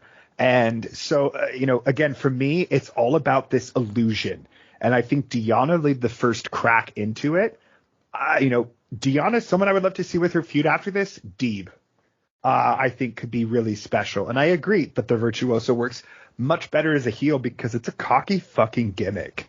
But yeah, no, like I said, this for me, my rating is totally from the storytelling, character, analytical standpoint. And from that sense, I appreciated it a lot. Yeah, that's fair. I just didn't think the match delivered. I go 2 stars here. This is my least favorite match on the show, to be honest. I'll let you Cheyenne me and go down a quarter, so I give it a 3.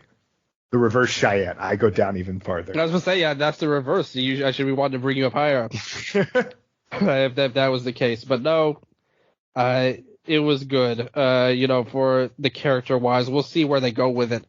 A lot of this remains to be seen. But I'm a fan of the gimmick, just not how she wrestles in it. Like so far. So we'll see if that can change going ahead. But after this, we had the women's match, and that led to Konosuke Takeshita with his music. I love that they have gotten rid of the Callis family bullcrap zone music that they had. He's back to his normal like Sakamoto ripoff theme here. Not nearly as good as the DDT theme, but whatever. He came out very happy to hear the music, and then Ospreay comes out to a gigantic reaction. Like, this dude is so over in AEW. Like, before the main event, this was the biggest pop on the show. Pretty much, it was for him. And he came in, the crowd loved him, they sang along to his song.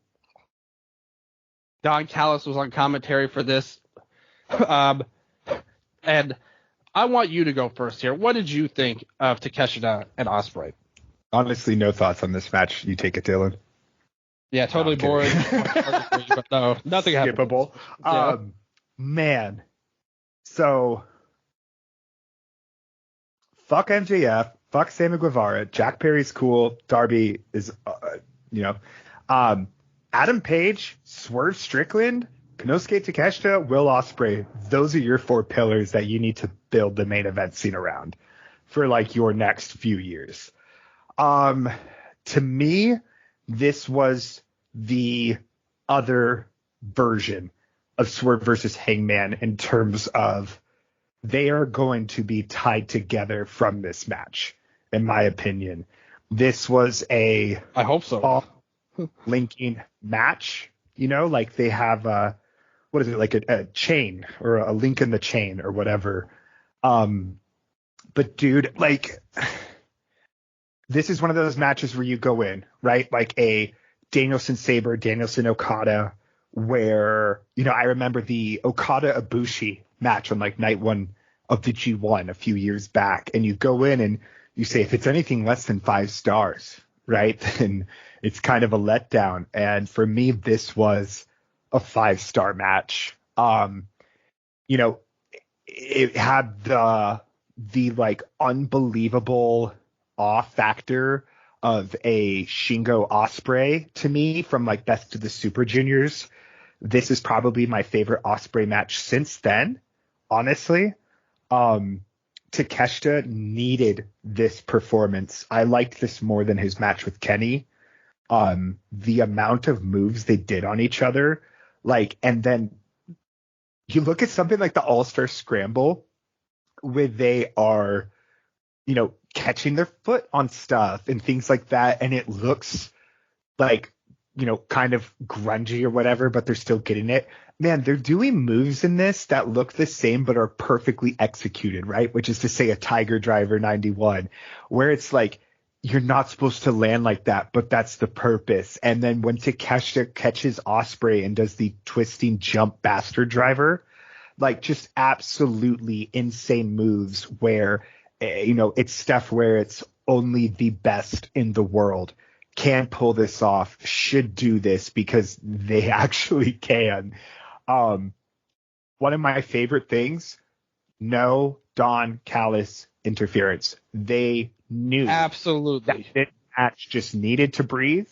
As we started getting into it more, I was like, I didn't hear what the time limit was going in, but I was like, shit, maybe they'll do a 30-minute draw. Like that could be pretty cool.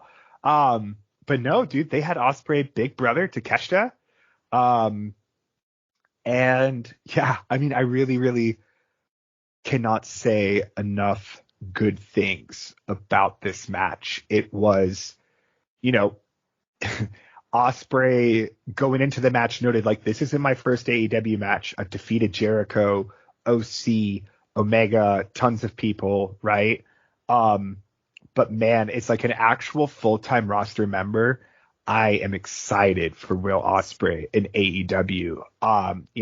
Again, after this match, now we have to actually go back to Don Callis weekly television segments. But man, for a moment, Dylan, it was perfect. And I am very happy to have existed at the same time as this match.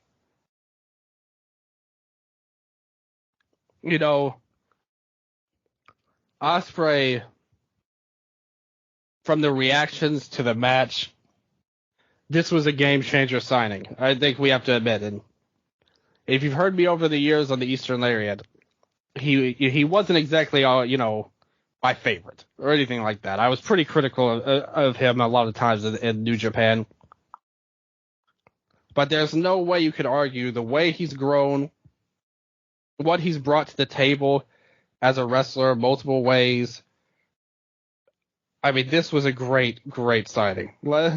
Like, things are better than ever with him around, and this match was the perfect way to start it off, in my opinion. Takeshita is just a next-level guy. The great thing about him is that he has a little bit of everything to his game. He had the explosive jumping clothesline. He's got the power moves with the big elbow strikes, the big lariat that he hit that flipped Ospreay over. You had the jaw-dropping brainbuster that missed the turnbuckle and landed directly. Rope. Oh, yeah. My God. That sent everybody, everybody lost it here when that happened. Mamaw couldn't believe it. It was insane. Great job pointing out to the injury to Ospreay's lower back. That looked just brutally disgusting. The match was so good and so much happened in it that I watched this show twice. I watched it live and then earlier in the day today with Emma and Ken. The first time, I remember thinking, it was still a great match. There was no universe that this was not a great match in terms of pro wrestling. But I looked at it more like a great exhibition match, it was just moves on top of moves, and they were all performed so well. So great. But I didn't love it the way a lot of people did. I think watching it the second go round, maybe a lot of that too was what you said as well, because I was totally thinking there was going to be Callis shenanigans in this match. So I was a little worried about that. Maybe that threw me off my game a little bit. But after the second time, the reaction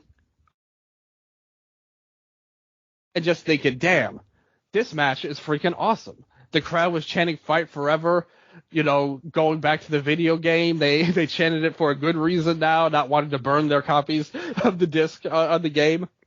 They gave him a huge ovation at the end. This win felt like a star-making moment. They bowed to each other after the match. It made Takeshita feel bigger than he ever did versus Omega. This match was fantastic. Absolutely excellent match. Strong contender for match of the year, in my opinion. I had this 4 3/4 on my rankings. I didn't quite go 5, but 4 3/4 is a hell of a ranking. That would put it in my top 3 this year. And it was just a hell of a match. And I thought they both threw everything at the table. There were unique bumps. They performed everything so strong in terms of the bumping, and Takeshita's a great wrestler, obviously, up and down, whether on offense or defense. Ospreay, he's a spectacular athlete. I think a problem I've had with him a lot in Japan is that I think he's actually over the top, selling and things like that. He goes a little too far, and it gets a little bit cheesy. But I didn't really sense that in this match, to be honest with you. It wasn't too different from any legendary match like this, which, I mean, the main event is going to be talked about for years to come, ultimately. We'll see how long this match's legacy lives up to it. But for now, at least, after watching it twice, I can say it got better the second time for me. This was an excellent match, and both men really deserve to be up there as two of the guys, for sure, in the company. And I think Ospreay, I think he's destined to win this title before this year's over with, to be honest with you, the world title. I think there's no way he gets past All In without that belt around his waist. And we hope Takeshita. We always had this hope. We all knew he was great. It's not some big secret that he's this phenomenal performer. We know that. He's got great size. He looks great. He's got everything part of his game, whether it's selling, power, speed. He does everything. Striking. We knew that. We just have to hope they're able to overcome whatever their hang-up is and give him the push that he deserves. On Wednesday, after the match, Kyle Fletcher came out. So it seems like whatever visa issues he had is off the table for now. So that's good. He and love that hug between them in the ring after the match as well. Yeah, that was great. Beautiful. Yeah, that was great. That was such a great moment too. Like in this match, you put over 3 guys: Ospreay, Takeshita, and Fletcher, just for coming out at the end. Like that's how good it was. It's going to be Fletcher versus Ospreay on Dynamite. So I love it too because this sets up. They kind of tease this a little bit too. They were like, Don Callis once again putting his own teammates against each other. So I love the idea that this is building up to an implosion of some sort of this group, with Callis trying to pull the strings. Maybe that leads to somebody turning on somebody else, somebody turning on Callis. I would love to see Takeshita just drop Callis with one of those elbows at some point. My hope is all 4 of them just beat the shit out of Callis and start a new United Empire. Hobbs, Takeshita, Ospreay, Fletcher, and then Davis when he's back. Sold. Like there's nothing wrong with that. So I do want to note too, for this is a 5-star match, right? I think we talked about this before, but it's like, I love the quote. You can tell it's a 5-star match when you don't have to think if it is, right? Or like ask the question, is that 5 stars? So to me, like when the match ends, it already has to be 5 stars, right? And the moment for me where like in my head, it just like that chemical release of whatever it is that a 5-star feeling is hit. And it was right as Takeshita hit that lariat and Ospreay just flipped like 7 times in a row. That was the moment. And I was like, all you got to do is take this shit home, boys. And they did. Love the definitive win. It's just really unfortunate this deals with Don Callis, but man, this was special. And, you know, I think I'm happy that we both really liked this because at the same time, God, going all the way back to Forbidden Door, 6 months ago now? Damn, we've been doing this for a minute. Or I don't even remember when it was. Ospreay Omega. We were not super big on that like everyone else was. No, I thought this was way better than that match. 100%. Yeah. And like Ospreay is someone who's, universally acclaimed for the most part, but is very hit or miss with me. But goddamn, like I said, I'm excited for what is to come now. He said it in the post show media scrum, but this is the deepest roster. If this was an NBA 2K thing, you're going to put your roster into your team and it's all just A's going down. Danielson, Moxley, Claudio, Joe, Swerve, Paige, fucking like, dude, it just like potentially Okada, Ospreay, Takeshita, like just goes down and down and down, man. And it really is crazy how set up this company is. And to me, it kind of feels like WWE before the mass releases. And it's like, now is the time where you need to flip the fucking switch. Like I think they can catch fire again now, but it's up to them to really hit those stories. Which is to say Swerve is champ and then Swerve drops to Ospreay at Wembley. Yep.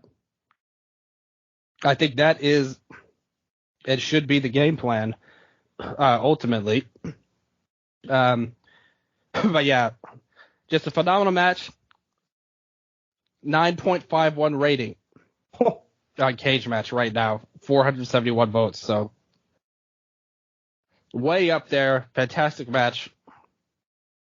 Something everybody should look at as one of the best. I mean, it wasn't really his debut, but it was his debut match as an active member of the roster. Yeah. Could you look up? I'm curious to see what Sabre Danielson has from this year. Yeah, let's look at that. Let's see how much Sabre and Brian have from New Japan this year. Because, dude, it's always crazy when something charts that high. Because if I'm not mistaken, I think like the two highest rated, the three are like Shibata Okada Omega, and Misawa Kobashi, and those are like 9.75, 9.8. So, I mean, that's nearing the best match of all time chart, which is just crazy. Yeah. Brian and Zach 9.66, so even higher. It's 0.1 under the greatest matches of all time. Like we're 2 months in or 3 months into the year. Wait, 2 months? 2 months. Wow. Yeah, it just into the third month, so just a fantastic match all around here that everybody should be proud of. Like you said, I have been far from enamored with the Don Callis family storyline stuff on TV. Hopefully this one, they can get it right, because I really want them to with these guys. After that, to follow that, we had the world title match.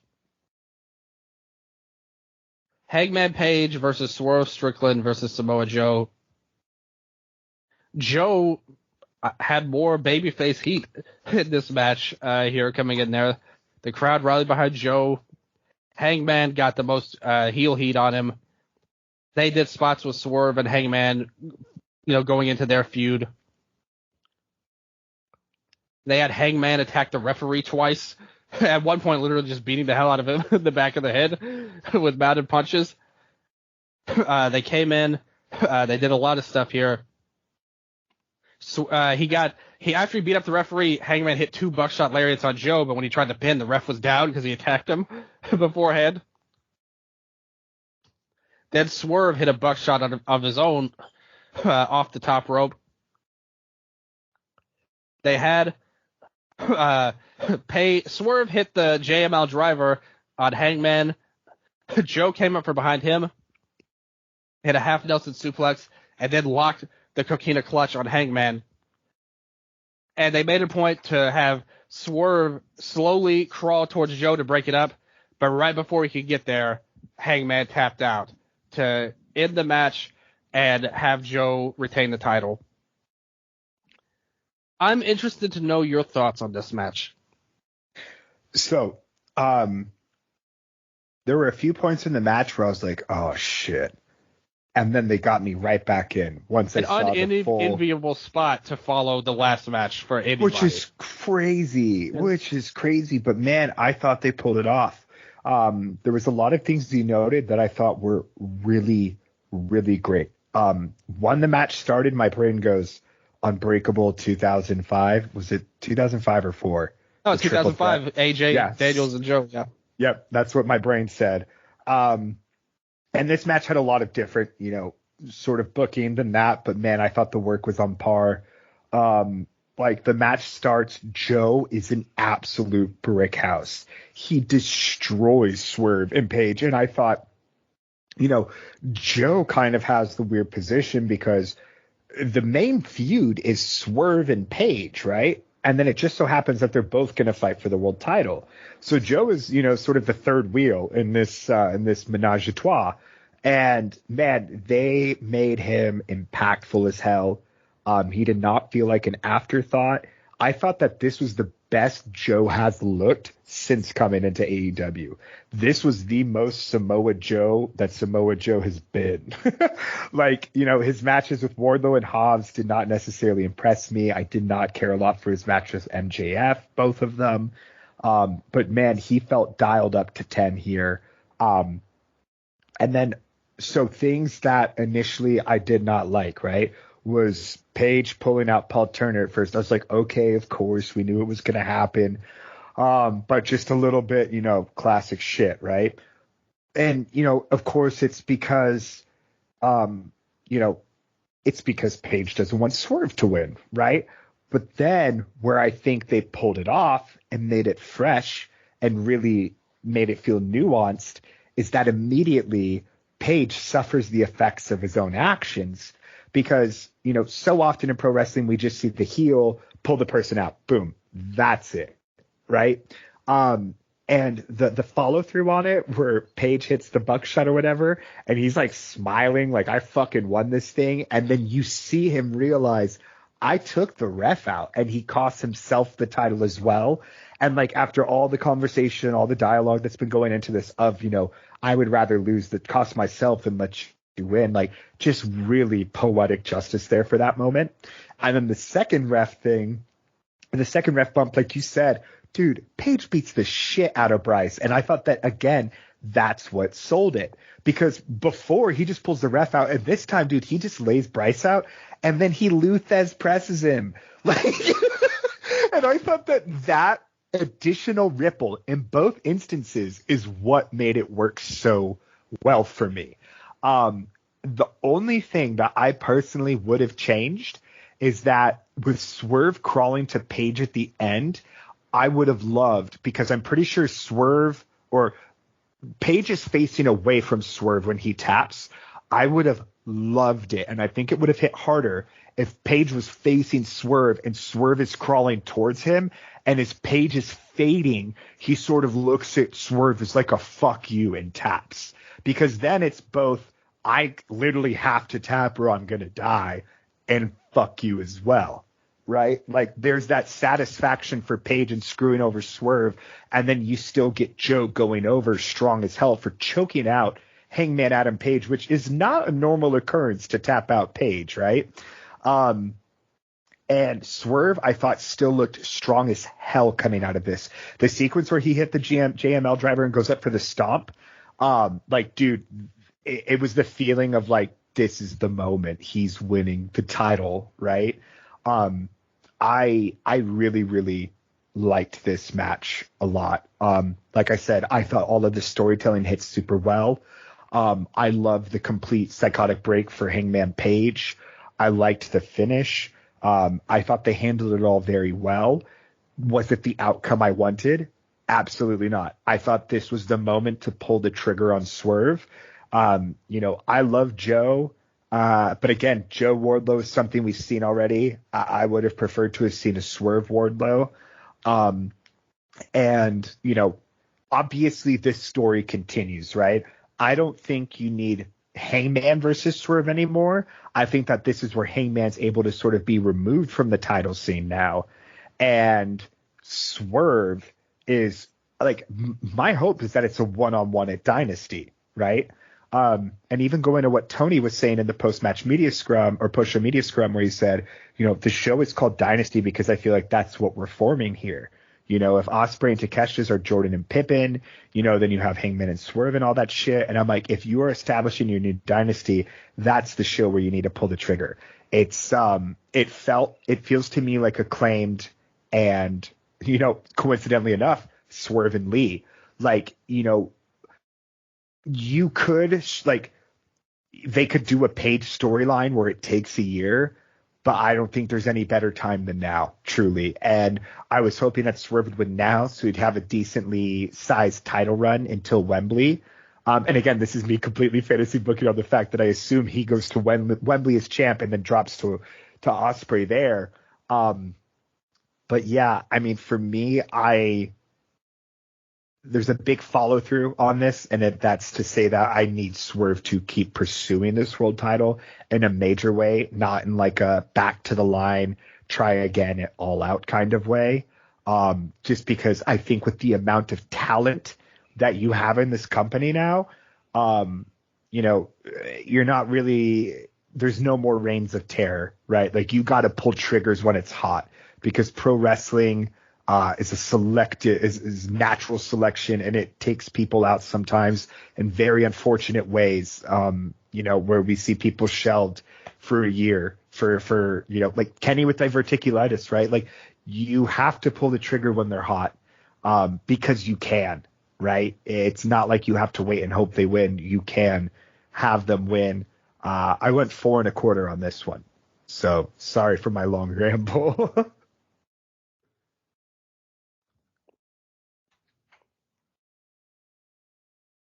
I liked the match well enough for what it was. Like I said earlier, the unenviable position to follow such a dynamic and spectacular match that we saw beforehand.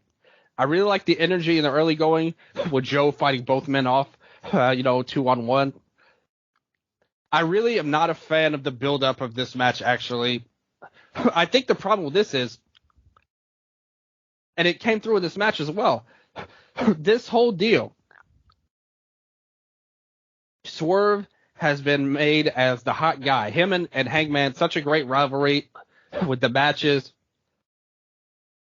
Both of our match of the year last year in America. Everybody loved it. The feud turned Swerve babyface. They're doing a great job with the heel double turn with Hangman. But with Joe in there, with Joe involved in all this, he has come across better than Swerve as a babyface, in my opinion. And we saw it here with the fans rallying behind Joe early on and wanting to see him fight as a champion. I think that kind of muddied the waters of this unnecessarily. They would have been better off keeping their feud away from Joe, in my opinion. And on the mic, the problem is Joe is so good, nobody's better than him on the mic. So you're putting people in that aren't as good as he is and trying to get the fans rallying behind them. And it didn't really play off. I love the idea of it. I think they accomplished some things well, but they blew the main moment, which was the ending, in my opinion. They needed to have Page directly look at Swerve, in my opinion, for this to work as maximum as it could have. Because it worked fine how it was. And I guess you could argue it's better this way because it gives you plausible deniability for the heel, being like, hey, me tapping had nothing to do with Swerve winning or not winning. I tapped because I was dying and I needed to save myself to tap. You give him plausible deniability, but his character as a heel is so over the top. He's attacking referees. He's pulling the crutch out and doing that convoluted promo on Dynamite. He is not a subdued heel in any way with plausible deniability. He is a maniacal, obsessed heel. So to me, the best way to do that finish and what would have made it really pop for me and accomplish what it needed to was if he looked at Swerve, smiled, and then tapped out. As almost a way to protect himself. Not how they did it, which was nothing like that. He didn't even look at Swerve at all. We needed that eye contact. Exactly. I needed that. Exactly. They should have looked at each other, had that moment. I'm not saying make it over dramatic. have that moment where he taps and immediately smiles. Make it seem like a win for him, this obsessed lunatic character that will sacrifice his own title just so he can't win. That was the whole purpose of this story, and I don't think that got accomplished in this match. So to me, there was good work here. The triple threat, that's another thing. There should be an edict, in my opinion, for any world title match cannot be a triple threat match. It has to be a singles match or a multi-man gimmick, at least, like Elimination Chamber or something. It cannot be a triple threat because I just don't think it works as a match. This was good, but I definitely think with the names on paper, and I mean, there's no doubt, this got overshadowed by multiple matches on the show, in my opinion. Like, I don't think anybody will be talking about this match compared to the main event, which we're about to talk about, until we get to hopefully some storyline continuity. Unfortunately, for Joe, it'll be with Wardlow, and I think we'll finally get a much more definitive resolution to Hangman and Swerve afterwards. So to me, I thought it was good. It is a title match, and they did a lot right, and it was somewhat entertaining as well. I think as a culmination of its parts, they blew the biggest moment of the match, was the finish. So it's hard for me to say even a recommended match when I felt like they missed the boat on what the main purpose of this whole thing was. What'd you give this? 3.25. Whoa! Oh my god! I didn't think this was a great match, or even that good, to be honest. I gave it a full star more. Damn. I am like full generational hater level. This. Okay, what are you giving it with the Cheyenne curve? Maybe 3.5. I'll give it.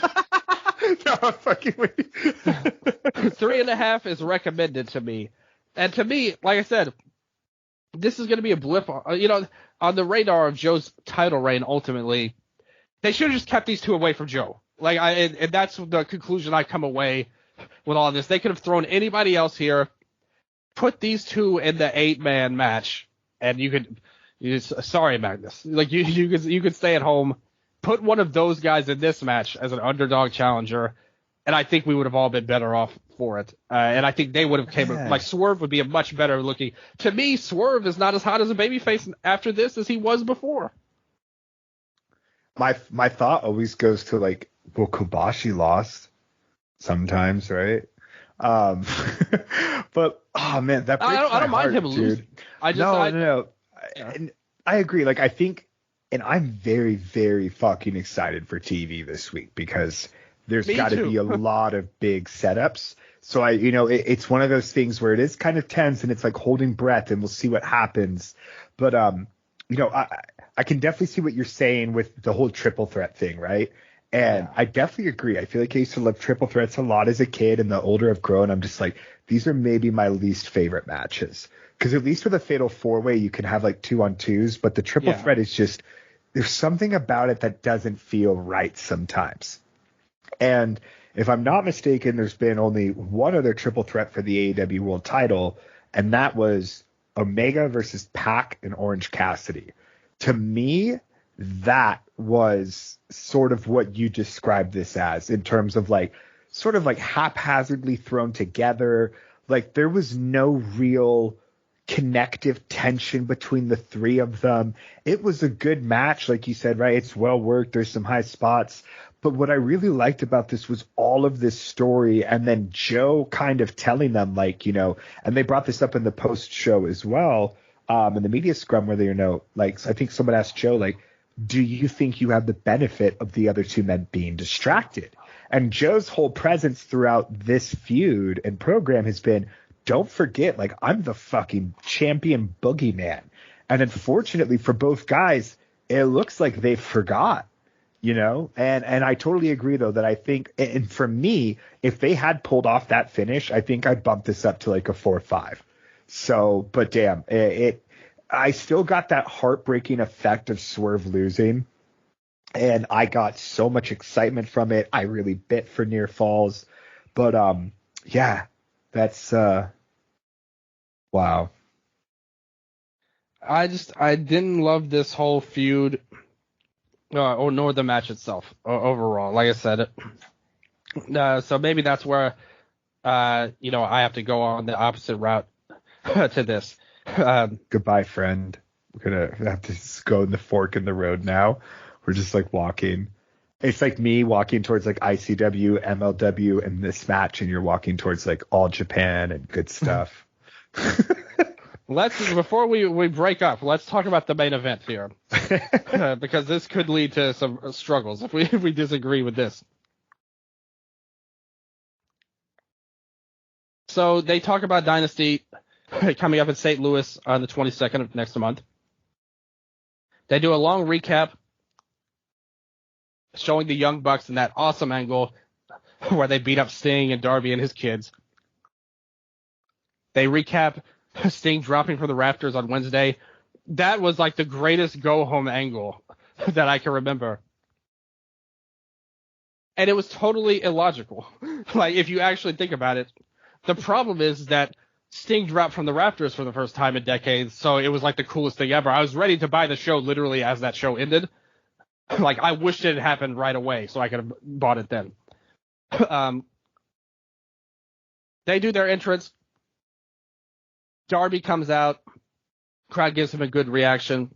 Oh, no, at first they introduced Flair, which he was involved in this. We'll talk about him a little bit later. And then Ricky the Dragon Steamboat, which was awesome. They showed people in the crowd. They showed Magnum TA. Scotty Riggs was there. Hey, I'll always remember the eye trip drop toe hold into the chair angle Scotty Riggs had with Raven in WCW. Nikita Koloff was there. So they got all these legends here. Then they cut to a video of the last Showtime where Sting walks into a theater and he watches old clips of his career. A lot of it when he was Surfer Sting, a lot of it with Great Muta. for some reason, he had like so many different clips of Muta and him in Japan. Obviously, they don't have the copyright to a lot of the WCW stuff, but they played what they could and more or less encapsulated his career. Cut to him meeting Darby, doing a bunch of crazy dives. Then they finally showed the video again of the Bucks beating everybody down. And they cut to him. He says, "It's showtime for the last time." And then he gets real serious and eyes the camera and says, "Let's do this." So he comes out, huge ovation, the star of the show. They come out with the belt. They have his sons come out, one dressed as the Great American Bash Sting, like Surfer Sting. Then Wolfpack Sting comes out, his other son. Darby immediately busts through the ring, hits a tope on to both of the Bucks. We had the sons doing the Stinger splashes. Sting was grabbing stuff from under the ring. They go into the crowd. They grab these panes of glass, and Darby helps the kids set them up on the chair. So we can talk about what's to come in a little bit on that, but let's just remember that. Oh, sorry. Go on. I was going to say, did you think the glass was real when they first pulled it out? Because everyone I talked to was like, "That's awesome," but everyone in the room was like, "It's got to be fucking sugar glass, right?" So what did you think? I think everything's at work in wrestling, but when he broke the glass with the bat, that's when I knew it was real overall. But like I said, just remember, 2 untrained workers set up this glass thing with the chairs on the outside. They were part of this. So they brawl all over the place. They brawl up the stage. Nick Falcon Arrows Darby threw 2 tables off the stage. And then Matt and Sting tussle. Matt hits the superplex onto Sting off the stage through 2 tables. This madman, 64 years old. They brawl around the ring. They set up a table in the ring, and Darby sets up this huge 20-foot ladder in the ring. They do some stuff, and suddenly they brawl around, but then he knocks Matt where the glass pane and the chairs, they had like 6 chairs set across from each other. If you haven't seen this, which you should see the GIF at least. Like they set 6 chairs across from each other. They laid the glass planes on top of it like a table, pretty much. Matt was set on the glass panes, like sitting down. Darby climbs the ladder to the top of this huge ass ladder. He beats his chest like Sting, hits an insane flip dive from the ladder. They pull Matt out of the way. Nick pulls Matt out of the way at the last second. This man crashes to the ground through the glass and the chairs onto the ground. And what is probably the most insane spot in wrestling history that I've ever seen. The glass shatters, exploded into pieces. They zoom in. His back is just ruined with cuts. Like, his whole back is cut up. This man, Darby Allin, on Sting's retirement, after an amazing written piece, I would highly recommend to read his Player's Choice article on Sting. And Sting's own article was very good that he had on that side, but Darby's was very emotional and cool. But with all he meant to him, he dove down and sacrificed his bodies and basically ruined any potential death match forever. Because after this, I can't go back to the light tubes. No. Like, this was unbelievable. Everyone screamed watching it. Mama lost her mind. She couldn't believe it. And after this, he laid in that glass for about 10 minutes. And I don't know if it was voluntary, because he could have rolled out of the way. It's Darby, he's nuts. Maybe he did it on purpose anyway. But he just laid there. Like, this was insane. Like, this is complete lunacy live on pay-per-view in Sting's retirement match. His hero, who knows what he thinks there. What did you think of this spot from Darby Allin? So fucking cool. Dude, you know the wrestling I watch. I watched 3 ICW no holds barred shows on Saturday for Crime Update. The entire Games of Death triple header weekend. What's funny is everyone's like, oh my God. I'm like, dude, I see this shit in like a high school gym or someone's backyard. There's like 6 people there. Not like this. Dude, no, like this. Yes. Not like a 20-foot ladder to the ground through chairs. Absolutely. I was just watching what was it?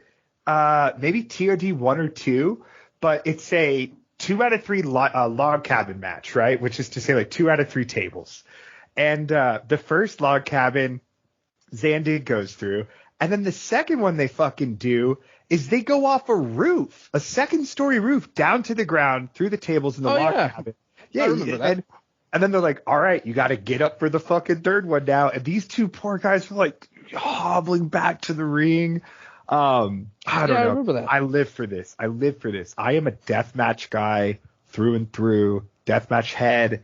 When Sting pulled out the glass, like, I think I let out a primeval roar. I like squealed.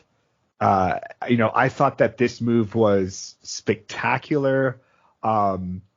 What scared me the most, and so, what's kind of crazy, and I really, really always wish that we had gotten this tag team, but it feels so random and like a long shot. Darby to me feels like Drew Parker. He's always felt very similar. And to me, this is a Drew Parker spot. The fucked up Swanton versus Glass, like, this is literally how he almost died in the Ikatausen Deathmatch Survivor Finals a couple of years ago. So, and then when I see Darby's back start bleeding, I was like, oh my God, it's real. And it was a very like shocking moment for me. But, if you're asking me like what I thought of his spot in terms of was it dangerous, was it stupid, man, it's fucking wrestling. And I don't know, I popped hard for it. I've seen a lot dumber shit for a lot less like purpose, I guess you could say. And that's the thing about this that we have to remember. That's cool, like Zandig and CZW. Like, yeah, I remember that GIF too. Like, but this will be a legendary spot in wrestling. Like, that was the most memorable spot on one of the biggest matches in the company's history. I think it's good. Like it's nothing to be worried about. This spot will not be forgotten. I promise. No, it was awesome. My one criticism is I don't think Nick was like really positioned super well in terms of like, because he was just kind of hobbled there the whole time, like sort of like standing, floating over it. Yeah, he should have been laid on the table at least. So, and it's funny because like table. And I wonder if he didn't lay on it because he was worried about breaking it, but that's when I'm like, dog, you just do the classic way and you put the fucking glass, you lay him on the chairs and put the glass on top of him. So I wouldn't be surprised if they didn't want to like they didn't want any risk of this spot going south, like him being late, like rolling the wrong way or getting stuck on something. No, 100% as well. Like it made sense why he was in such an easy position to essentially be pulled out. But yeah, man, like when I saw Sting's sons setting up a glass pane on 6 chairs on the outside, I was just like, dude, I do not know what I smoked, but I feel like I'm in a fucking bizarro world of the Freedom's Budokan show right now, and Sting's sons are here. Like, it's total insanity. It was. So Sting comes hobbling down to make a comeback because Darby was not capable of making a comeback at this point. He fights them off 2-on-1. He lays Nick on the table and starts to climb the ladder through his own crazy move. But he gets dropped. They both double team powerbomb him through the table. And Matt goes out to the ringside to get the belt. And then suddenly the Dragon Steamboat jerks the belt away. And he says, no, well, we won't let you do that. He drops Matt and things look great. But then Nick comes in with a chair to the gut, grabs the belt. But then suddenly Flair rolls into the ring. He gets on top of Sting. And they do a spot where he's like, he's had enough, guys. Because at this point, they picked him up. They laid another glass pane in the corner and threw Sting through the glass here as well. So Flair crawls over to him to protect him. And he's like, he's had enough. And at this point, Ken said out loud, he said, Flair's going to hit him. He's going to turn on Sting again. Which would have been hilarious if that had happened. But no, they hit the double super kick to Flair, who rolls out of the glass to ringside. Did you see someone tweeted, like, I saw a tweet or something that was like, Ric Flair is trying to pin Sting right now. Or somebody protecting him. They're like, is he trying to pin him? I love it. I love it. So they super kick him out. Sting fires up. With some great no-sells here. When they threw him through the table, he stood up right away, and the crowd went nuts for it. When they knocked out Flair, he set up and did another fired-up spot. The crowd was just so, like, living and dying with this, and I definitely was too, both times that I watched it. If you played the match right now, I still would be. Sting gets up, hits the... it looks like they're going to do good. Then they point to Sting and say, we're not sorry. We hate you. Which was fucking awesome. Like, all-time great Bucks moment. They hit the double super kick on the Sting. They get some near falls where it looks like they have a beat, but he keeps kicking out. He got a hope spot hitting the death drop at one point. But Nick kicks out. They hit the EVP trigger. He's still kicked out. Dude, that 2 count. So goddamn close. And, sorry, but they right before it, when they grab his hands, they shake his hands and say, it's been a pleasure working with you. And I thought, again, just so fucking great. Like, oh, Mama was pissed at this when that was happening. She was like, I hate you, motherfucker. And Sting's selling like he's all knocked out too, so he's got like jelly arms and they're both just like shaking his head. Oh yeah, she was like, fuck you guys. So they hit the EVP trigger. He kicks out at 1. The crowd goes nuts. After that, Sting's laughing. They look for the Meltzer driver to end this whole deal. And suddenly Darby finally gets back in after 10 minutes. All he can do is be on the top rope. Sting drops Matt, and then he hits the coffin drop with bloody mess of a back that Darby Allin had. Hits the coffin drop. Sting puts in the Scorpion Deathlock. But he waves his arm around to the crowd. He's like, come on, guys. Like, one more big pop. The whole crowd goes insane. He turns him over. Finally, he taps out. And, like, I jumped out of my seat when that happened. I was like, yes! Like, when that happened, it was one of the best endings. And I'm so glad.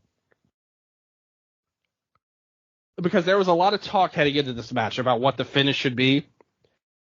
And going into it, I thought, well, why? I always say too in wrestling, everyone wants Sting and Darby to win. Why do we have to overcomplicate this? Just let them have their moment. It's not going to hurt the Bucks. Let them retire, have the fan-friendly moment, go home, blah, blah, blah. But if the Bucks win, I can understand it. You're going to build to the future. You get some storyline stuff out of it if you want. I understand it. Somebody even mentioned that maybe they could do something similar to the Naito and Muto match. So my friend Sandre came up with this idea. They would lose, and then Darby would challenge Sting to a match right away, like a singles match. There's one singles match in AEW, which I thought, okay, that's kind of a good idea, like with Muto and Shoto. Sting's like, no, man, sorry. And then he brings fucking Magnum and Nikolai in the ring and does a match like Choto and Muto. Okay, so the thing is, I like those ideas heading into them. But actually, in reality, those ideas totally sucked compared to what actually happened. I'm totally convinced this was the right call. It would have lessened the match for sure if this was not the finish. And everyone involved should be proud of this match. This is unquestionably the greatest match in AEW history. One of the greatest matches I've ever seen. Whoa! The match of the year, it will not be topped for me. This was one of the greatest matches in the history of wrestling, unquestionably to me. Like, it stands out. I'll never forget it. Everyone should be proud who put this together. And it took so much to put together. The life that was laid on the line with Darby Allin, with the ladder spot. Unforgettable moment. Like I said, anybody saying that he's stupid for doing that is so lost. You don't understand wrestling at all. Because this match will be replayed 1 zillion times along with that spot, will live in infamy forever. He's got a whole career off of it. He said he's fine. It's Darby, so he's probably not really fine, but he's nuts, so it's fine. I love this match so much. Like, this is everything I would have wanted to a guy. I used the Stinger Splash in all of my matches, pretty much. That was one of my moves. And I love Sting, like, a lot. And everybody that I know in wrestling, he's like the one guy who's actually honorable, of wrestlers. And to see him get this ending and this great moment winning the titles, I have goosebumps talking about it right now. This was an unforgettable moment. There's not even a prayer that another match will top this for me, of the year. And I loved it. I thought it was perfectly done. Execution. The only thing that I think I would have changed is I think I would have took out the Flair spot overall. I just thought it was really unnecessary but also a part of this is we know that this was all Sting's game plan. And I said it on Twitter last night. I was against this match at the start being the match. I wanted it to be a singles match, like Sting and Darby. I thought that would be a great match. You're putting over Darby, and I just think Sting, as usual, knew better than me and all of us, all the rest of us, because this match, all 4 of these men worked so hard to make this the best it can be. It totally delivered upon every possible expectation I could have, and just Sting goes out like a hero, as he should. He would be a champion with or without the belt. The Young Bucks have been elevated from this. If anything, they gained more from losing this match than they would have wanted. Everyone's praising them for putting over. And Darby is basically one of the best wrestlers and coolest motherfuckers in the whole business now, and could go down as one of the best to ever do it if he lives long enough. If his body doesn't give out. Everyone gained. This accomplished everything it needed. The match was phenomenal. The crowd loved it and went crazy for everything. Great heel work from the Bucks. 5 stars. Like, this is one of the best matches of all time. No doubt. Oh my God. Did you hear that, everyone? The generational hater is giving out the 5 stars. I love it. The last 5-star match I gave out was 2018. Tanahashi versus Kota Ibushi. That was your last 5-star? Yeah, I don't give 5-star. To me, 5-star match means you are what? Because the thing is, everyone gives out 5-star ratings like everything. No. Like, everyone has multiple ones. To me, in my opinion, if you have 9 5-star matches in a year, then that tells me you have 0 5-star matches. Oh, there's the generational hater. Because, to me, 5-star match means one of the greatest matches you'll ever see in your life. Okay, so for instance, right? Remember, goddamn, it was 2021. I watched like 2,700 matches that year. And I think literally by the end of it, I had I think it was 9 or 11 5-star matches. But then if you do the stat or whatever, it's something where it's less than 1% of all the matches still. Even though it sounds like a lot, it's outside, out of those 2,700, it's fucking crazy. But, oh man, I totally respect that. It seems like you preserve the 5-star for that. And I know decade. that's I know that's rare. Not pretty much nobody does that. Even Meltzer nowadays gives so many 5-star matches and 5.5-star matches. But to me, I'm a hard rater. I admit that, and that's why you need to remember that if I say something 4 stars, that means it's a really great match on your scale. 5 stars for me, like I said, you're looking at once every couple of years. And I love this match, man. Like I said, I could name all of my 5-star matches. If you have 100 5-star matches, you're probably not going to be able to name them off the top of your head, in my opinion. So that kind of undercuts what a 5-star match means. Okay, so the last one was 2018. Was the one before that Edison versus what was his name? Kushinbo Kamen in 2003. Yeah, was it that? I love that match. I don't know why I tangented there. That was a fun comedy match, but fun match. What did you think of the match? I've waxed poetic on this amazing spectacle of art and heartwarming stuff that makes me want to tear up even talking about it right now. To one of the greatest legends of all time, in my opinion. But what did you think of the match? No, I was saying I have been looking forward to hearing your words a lot since the show ended. You are the Sting guy, especially on this show.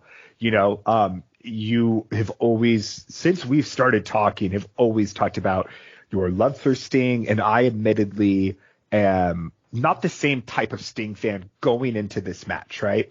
As a kid, I loved Crow Sting, but I never watched WCW. So he was kind of that really cool character from the show I never watched. It was oh yeah, I love Trunks from Dragon Ball Z growing up, but I have no fucking clue who Trunks is or what they do. No, you can't say you didn't watch Dragon Ball Z. Not at first. I also will say too, The Crow is one of my favorite movies. I'm very not happy with how this new version they're coming out with looks. Yeah, I have a friend Bronte who watches that movie so often. She always posted about it on her Instagram story. I was what do you think of the remake? And she just said fucking horse shit. And I was all right, coach, that settles Absolutely, totally, 1,000,000% agree. So, Scar, what are you doing? Come to ICW. Come to the pit. You wouldn't last a second against the Carvers, Satu Jin, you punk. Ooh. All right, but continue on. I just wanted to point that out, that I also love The Crow. Sting is awesome. Joker Sting was awesome. TNA. Love every version of Sting. Yeah, and I was actually pretty critical at first. In terms of them setting this up as a tag match, you had mentioned it, but I was very vocal and I was like, this is shit. It should have been versus Darby. And then it's one of those things where the story continues and it just gets better. And by the time we arrived at this show, I was incredibly emotional. Again, I told you I spent the week, watching old Sting matches the night before. I watched Sting versus Inoki. Not as memorable. Which again, I said too, I was cracking up when I saw it in the final Showtime, which, beautiful. And when it had come, I really liked how much they had brought up the undefeated streak, how they put the tag titles on the line. To me, this felt like a Undertaker WrestleMania main event, like a Shawn. They were able to put so much else into this that's not just a retirement match. It's a retirement match. It's a streak match. It's a title match. And none of them overshadowed the other, which is pretty fucking crazy. Like, they all just complemented each other, right? Because they all had this, they were all connected to the same thing, ultimately, which is legacy. And, legacy, which is to say that beautiful opening film, right? The last Showtime. And when it began, I looked at my friends, I said, I'm going to cry. And they said, it's okay, man, cry. And I did, I cried. It was fucking beautiful. There's something about pro wrestling that is so different than other sports. Other sports, you're really watching someone in a season of their life, if you will. Obviously it's multiple seasons in sports, but which is to say that a lot of sports people, they finish when they're 40 or whatever, right? But when you have the privilege and the stars align to where a wrestler not just lives to 60, but is able to still work then and finish in a meaningful way and an honorable way, as you said, he is an honorable wrestler. Sting is not a character that we are afforded in life a lot of the time.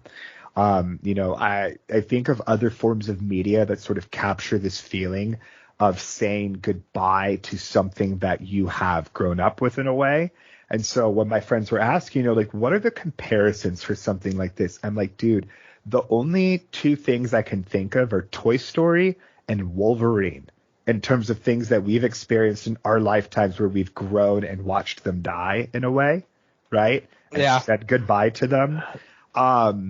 And Sting really is in a industry of heroes that have become bastards more often than not, and an industry where the invincible babyface is typically the most unbearable bullshit shtick.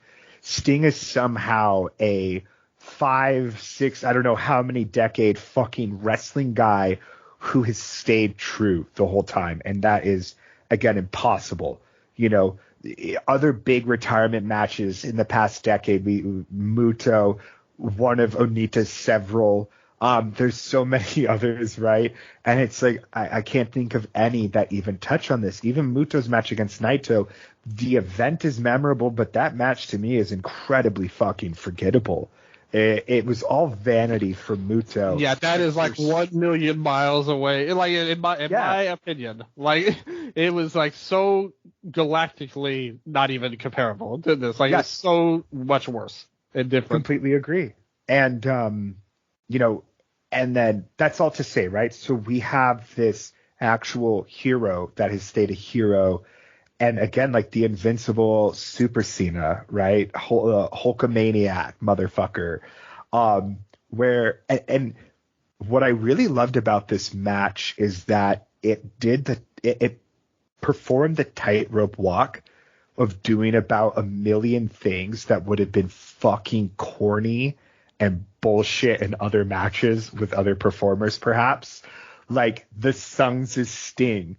That was the coolest thing and so emotional and beautiful, but maybe another wrestler could not have pulled that off, right? And another thing that made that great, sorry to interrupt you, but another thing that made that great, that was the first time we've seen his sons involved in an angle ever.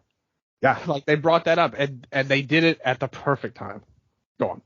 No, it really was like, no, you said it perfectly. Perfect time. Tons of perfects. Sting comes out, the Bucks in the old school robes. All I can think is like, man, these guys look like they sell cigarettes. They do not look like they fucking are pro wrestlers in the best way. And if there is a Young Bucks match type that is the best Young Bucks match type, I prefer this guerrilla warfare as opposed to their FTR, Hangman, Omega, like quote unquote masterclass tag matches, right? They are their best when it's their, goddamn Joey Ryan forever. And it sucks he's in this match, but dude, Bucks versus World's Cutest Tag Team from PWG, unreal. That match made Candice LeRae, Bucks in those 6-man guerrilla warfares at back-to-back bolas against Ospreay, Sydal, and Ricochet, and then Busick, Trevor Lee, and Andrew Everett. This is the best Bucks there is to me. Ladder warfare with the Lucha Brothers, and holy shit did they deliver and show up. These guys bumped so hard. Yeah. Good point. The thing too, and I think that there's a very good comparison point too for anyone saying that this was over the top or whatever, but this never felt grandiose with the way the Bucks sold for Sting. When the Bucks fought the Hardys, that to me felt like bullshit. That to me felt like these guys are having to overcompensate and really do a lot for these guys. And it never felt like Sting was having to be carried. Even after going through the tables, this motherfucker walked on his feet. And yeah, Darby said he's going to die. You figured it as much. He gave the Shibata pre-Wrestle Kingdom speech about to face Ishii. He's like, I'll die. I don't give a shit. Shave years off my life. It's the moment, and the glass panes get pulled off. Like I said, I squealed. I was shocked at the amount of spots Sting took in this one. The first with the table off the stage, I was like, that's like a match ender. And I was like, shit, I hope he gets up. And the longer the match went, the more I came to appreciate why they had done this as this. One, Darby, I think that if Darby had beat Sting, he honestly gets less than he got in this match, riding off into the sunset with him and against him. The way they structured the match, it made perfect sense as to why they did it as the tag, because Sting essentially got a singles match for the whole second stretch of this, right?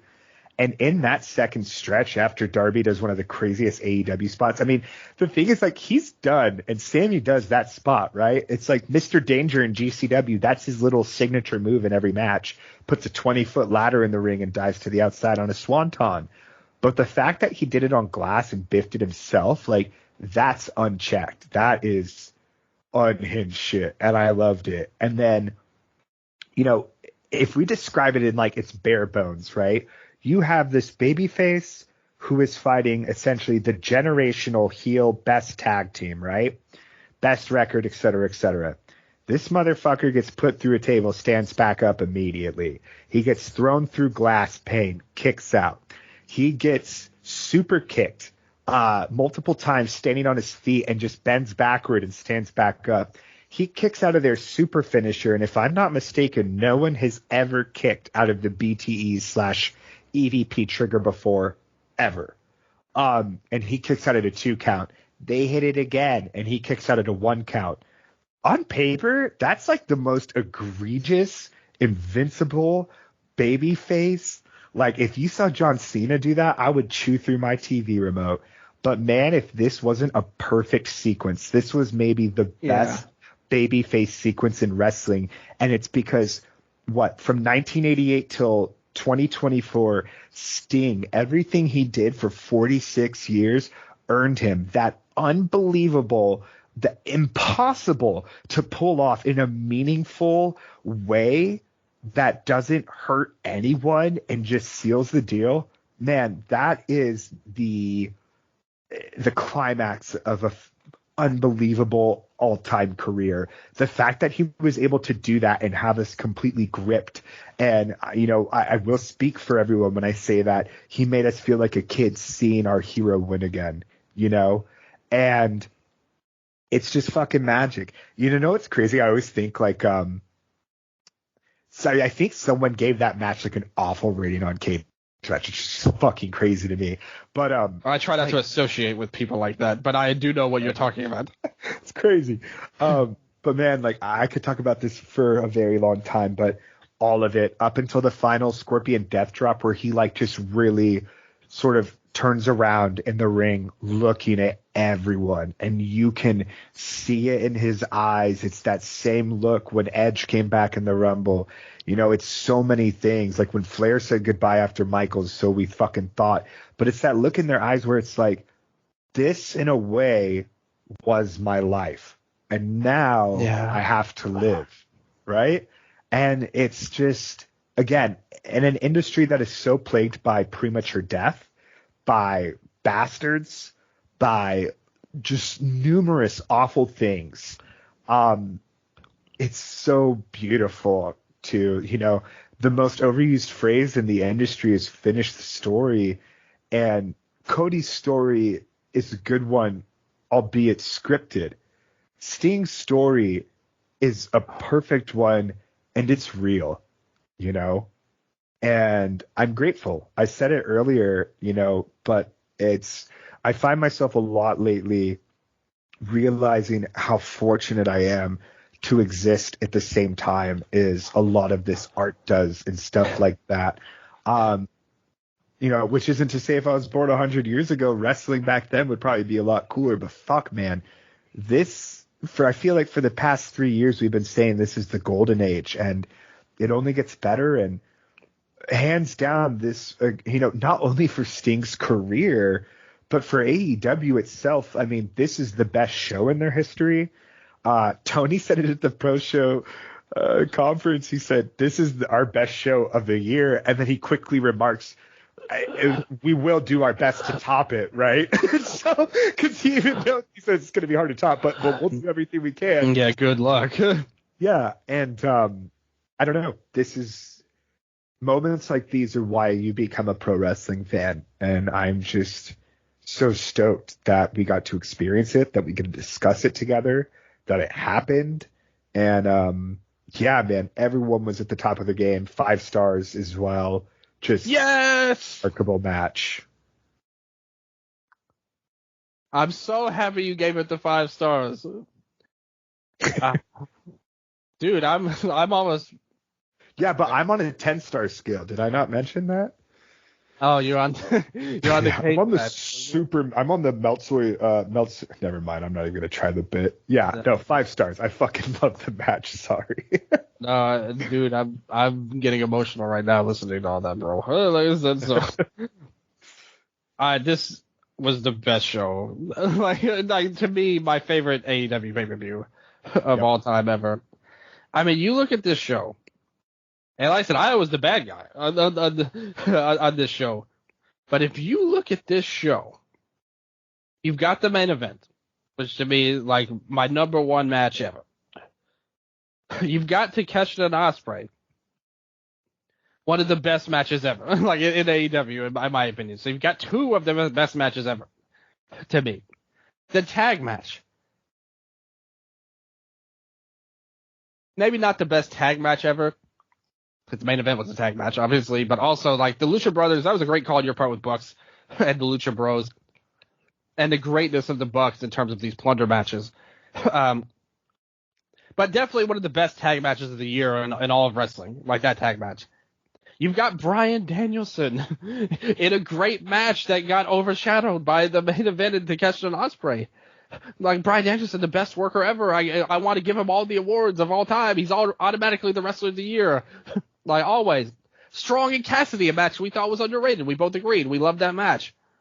The title match you had, which was a good enough match. I didn't love it, but you know, a lot of people did. It got an 8.19 rating on Cage Match. You know, then everything else is superfluous. But look at that. You're going 5-6 deep on these matches on this show. And to me, some of the greatest work of all time, and some of the greatest emotional displays of all time in AEW. The final match was just like unreal to me. I'll never forget it. If I live to be 100 years old, I will remember this match. This is the one thing I will try to keep my concussed ass brain in my mind. I need to remember this match. I love it. It's the meme of like the old lady in the walker, and she's being walked by like her grandchild, and it's you though, and you're like, Darby jumped off a 20-foot ladder through glass, and then the grandchild's like, okay, Grandpa Dylan, let's go to bed now. Like, Sting won. He won. Everyone said he would lose, but he won. No, and it really was the right choice, man. Like, oh my God, it's such an indescribable victory for the I don't even know how to describe it, the good, quote unquote. And again, like, the Bucks, phenomenal. They all should be proud of the work they did in this match, in my opinion. And just summing up the show as well, again, like, you kind of shared your final thoughts, and for me as well, like, there definitely were some lowlights. But inside of those, like, as opposed to World's End, where I thought there was just a bunch of forgettable shit and consequential stuff, things that were bad, but they didn't have necessarily redeeming elements. All-Star Scramble match, not a good match, but still fun, right? The Tony Storm match, we differ a lot there. I really like the character work and the sort of development there. The inmates were on my side on that one. But they were on your side of the title match, though. And then, so did you say 8.91 for the title match? 8.19. 8.19. Okay. And then, like, Christian and Daniel Garcia is honestly probably the most forgettable match for me on the card, but even that was still good. Like I said, like a soft recommend there, like 3.25, 3.5. But, like, man, again, there was maybe 5 minutes in this show total where I felt a drag, and then it was completely upended, which is like more thrilling shit. It's a very easy call, and especially after World's End. I mean, let's say World's End, we were both very, very critical. We both, I think, called it the worst pay-per-view in AEW's history. And to go from the worst to the best, this is somehow, I think that AEW is a company that is able to pull off these unreal pivots. Like, Punk, like, following All In, which we did not like, into All Out after firing Punk the day before Chicago, and it's one of their all-time best shows. Yeah, like, that's right. Good point. It's just crazy fucking things, right? And so I wonder, like, with the stench, right, that World's End left at the end of this pay-per-view, because even though, it does almost feel like that Sting brand, like, in the way that Keiji Muto's last show was literally centered around Keiji Muto, this is still an AEW branded pay-per-view, right? Yeah. Has the stench of that World's End wore off? Like, how do you feel going into this Wednesday as opposed to last pay-per-view? Oh, it's totally different. I think in general, the show's been a lot better. Because the devil stuff dominated the company for so long, and they got rid of those guys. Or, well, one of them's injured, the other one, who knows where he's at right now. But they're gone. Now they've gotten rid of those guys, and now we have good people on the show, and that magically makes the show better. And I think that they've done a great job of people like Hangman. The last half of last year, he was always in and out of TV, like on and off of Dynamite. They made efforts with the women's division. That's only going to continue because we know Tony Khan loves Mercedes, and she's going to help boost that in his mind. We've always said the talent isn't the issue with the women. It's the effort put into them. And I think we're going to see a lot more of that. Okada's still on the way. We've got new pay-per-views, build-ups. What will they do? Oh, I'm totally excited about Ospreay and Fletcher. I'm very hyped. I mean, I love this show so much. It's my favorite of all time. I just loved it. I love it. Pro wrestling rules. Absolutely. The real low line of the show was that they cut Sting off early. Dude, that was so funny because I think he was about to start talking and Darby's like, wait 10 seconds or whatever. And because it's like, they're going to go off air, and then you knew that they just had all the social media cameras ready. And then I'm pretty sure they dropped it like immediately as well. Yeah. So, question, going into Wednesday, I feel like they're in a weird place because they announced obviously they did the caveat, like Sting's last Dynamite is an active competitor. Do you have Sting on this week's Dynamite? If you're asking Dylan the fan, he should be on all the shows. I don't care that he's retired. You're like, he does not, like, he gets to retire from in-ring competition, but he must still perform for me. And you're like, whether he's on TV, in my fucking house, like, yeah, or just like walk out. He doesn't even have to perform. Just have play his TNA theme on the show. Do something like that. That's the other thing we forgot to mention. He came up. Yeah, Search and Destroy was his music to come out with. They started with his AEW music, but then they played the Metallica, and the crowd sang along with it. It was freaking awesome. Everyone loved it, as they should have. Isn't it amazing how much emotion those moments can evoke? Like Danielson with Final Countdown, right? Like those when they do those callbacks, and it's just like, I remember this song and the person they used to be, right? And now I'm still with them on this fucking ride. Wow. Yeah, it was amazing. He said afterwards, the crowd loved him. He thanked the fans. He said he hoped he gave all the fans a night they'll never forget. Mission accomplished. I hope you know that we love you, Stinger. That was all I wanted to say to him at that moment.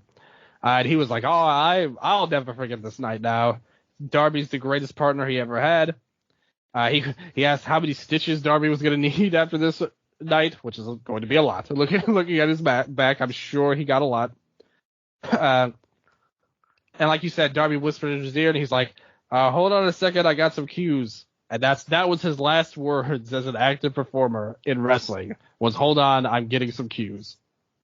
Legend. They did the pro show media scrum. They had Sting and Darby on. Sting talked about how great AEW was, how Tony Khan was like, I didn't like how you were treated in these other places. You won't get treated that way here. He talked about Ultimate Warrior. He said, we were both just two roided out guys who wanted to kill each other. And Sting was like, I stopped doing roids in 1990, and it never stopped for that Warrior. He was like talking about how great it was for Sons to come out. What an epic moment. He said that he told the Bucks himself that was a top 3 match in his career. It couldn't have gone any better. And he was like, it went so well. Maybe I can make it to Wembley Stadium one more time.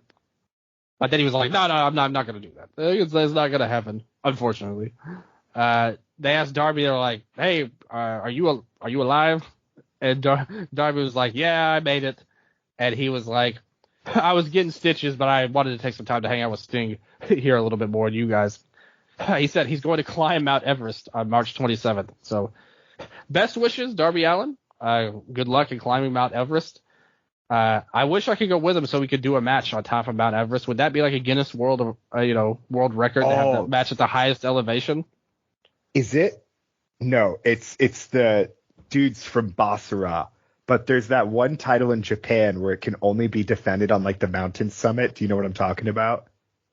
Yeah, I know what you're talking about. And it's like Toru or something for fucking oh my god, the guy, I forget his name, but he's from Basra, but he was the champion or something. I saw pictures. Everest match. Dude, okay, also, not to bring him up, but fuck, man, I bet Jack Perry was hyped. He was at home, he's like, real glass. I thought that was also hilarious. Now he's got a New Japan Cup to go win. In Japan, he's got to focus on that, the scapegoat of AEW. The show didn't miss him on this show, Revolution. Tony Khan was talking about how great it was, and talking about how great Sting was. He was like, he didn't even want to win, but I said he should. I felt very strongly that he should win. They talked about the tournament. They said Darby Allin's going to fight Jay White at Big Business. Okay, sorry, but just at this post show, during this thing, Ospreay and Darby both had similar reactions to realizing that they were wrestling in the coming weeks. Because I don't think Darby knew about the Jay White match Yeah. And then Tony was like, yeah, we have an exciting opportunity for Darby coming up. He's like, I go to Everest on the 27th was his response. And then he's like, you're facing Shay Wyatt. And like Darby's reaction. No, I don't want to do that. Yeah, he wasn't necessarily excited. And then he wound up selling it good in a promo. Like it was very like restrained. Like, oh yeah, Jay, I respect him. I just finished this. So you got to give me time before like these new opportunities. And I thought he married it well, but his initial reaction felt like, dog, are you fucking kidding me? Well, a reasonable reaction, all things considered, I would say. They were like, they asked him about Omega. And Khan's like, yeah, he'll be back, but it might be unrealistic for him to be in Winnipeg. They were like, what about Kingston? He's the Triple Crown champion. He's going to defend the Ring of Honor title. They're like, yeah, he'll be on Supercard of Honor. He put over how great Warner Brothers is. They talked about CML, and they were like, we're super happy with the relationship. Hopefully we could have Stephanie Bachera in. Although they also have other women's wrestlers out there. I just want to point that out because sometimes that gets not well known pretty much. Bro, give me Sexy Star 2 and Stephanie versus Willow and Stat. Fuck! Yeah. Oh, man. Yeah, CML refuses to allow that. That's true. Damn. Well, there goes my knowledge. I do need to become far more knowledgeable about the Mexico scene, so that's on me. One day we will do something lucha based. If they continue this relationship, I'll say more. Yeah. Ospreay was there. Like he talked about his stuff. He put over how great Takeshita is. That's very smart. Takeshita is awesome. We all agree about that. They said that he was basically said like the thing about the Drainbuster, that was like the most painful thing he ever went through in wrestling, and he hopes to retire Billy Gunn. Dude, I came here to do three things: win a world title, retire Billy Gunn, and get a Nando's sponsorship. He had that locked and loaded. Couple things just that I wanted to add. All reasonable goals, but yes, continue. Tony's talking about Warner Brothers, how they're great. He did mention, and it was in relation to the rights deals for the three shows, and he had mentioned that because they're still in the exclusive bargaining window with Warner Brothers, so he put them over hard. And then Ospreay as well, something I liked that he said throughout. He did a very personable interview that like kind of subtly blended kayfabe in his real life, right? Because he has that real excitement. But the line he continuously said throughout was, I'm the most dangerous person in pro wrestling. And I really liked that he kept hammering that home as well. Do you agree? I like it. So there's two ways they usually sell this, right? There's the Nia Jax, I'm the most dangerous person in pro wrestling, and there's the Will Ospreay one he's selling now.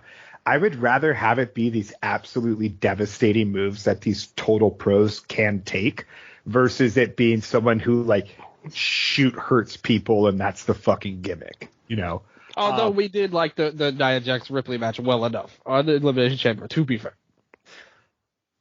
Good for you all, man. No, I'm kidding. So I'm my babyface run tonight. Oh man, wow, yeah. Raw's already on. My goodness. Wow. Wow. But yeah, no, sorry, I'm rambling.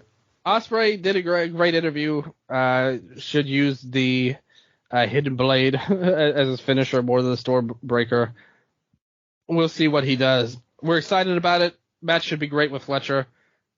Darby, good luck on Mount Everest. Sting, we love you so much. I hope you never, even if you retire, you'll always live on in our hearts, to say the least. And Darby, great person to carry the torch. Hopefully he can live so he can become a legend in the future. Young Bucks, we love them too. Best match ever. And kind of deserve their flowers for sure after that great performance. And just a great show. Everybody deserves credit on AEW for putting together such a fantastic show and spectacle. I expect a big number. This did over 16,800 fans in Greensboro. I expect a huge number on pay-per-view buys. I think it could trend is one of their greatest numbers, for sure. Over 200,000. I'm predicting later on the line right now. It'll be interesting to see where that comes about. But with that said, we went through every aspect of the show and the media scrum afterwards. Nello, so good to talk to you again. Have you on the show. It means a lot. I love talking to you. Loved our disagreements a little bit on here. Loved the passion. Loved the soliloquies you went on. You had so much to say, and we all loved you for it. Do you have anything left to say before we get out of here? Tony's Tony's interview at the post media scrum. I can never say the post show media scrum. yeah. Was really great. I thought it was hilarious at the end. I think she quite literally was like, if you want a title shot, fuck off. There's a ranking system, so you can fucking use it now. Literally her words. She told Deanna that she needs to go back to Impact. Which, dude, in her character too, the fact that, of course, that's like the old version as of like 2 months ago, it just lined up so well with her character. And then, of course, she did tease Sasha, or not Sasha, Mercedes, but, she punchlined it with, let's not ignore the elephant in the room, whether it's a big business or dynasty or whatever the fuck it is, Wendy Richter, I'm gonna kill you. Yeah. So I like that. That's continuing at this conferences. But other than that, new crime update on the way soon. Checking out Vance Warner's work, the ICW triple header weekend. Not a lot of time right now for the more random things, so I'm trying to stay up with just some of the bigger Triller and Triller Plus IWTV stuff. But yeah, and then Dylan, I would love to, I'll pitch an idea here right now live, but maybe put together our own fantasy 16 team brackets for these AEW titles and chat it up. Sure, I'm down for anything. I just want to hang out with you because I hate my life. This is the only night I have, Nello, on this. No, but I would absolutely love to do that. Of course, I love fantasy booking in all of its forms. And hopefully we can do more stuff. Hopefully time will open up. We got WrestleMania on the way in about a month, and we'll see where that takes us. We got a new AEW pay-per-view later in the month next month. We got some free time before then. Let's see what comes of it. Should be a lot of fun and a bona fide hoot, as always.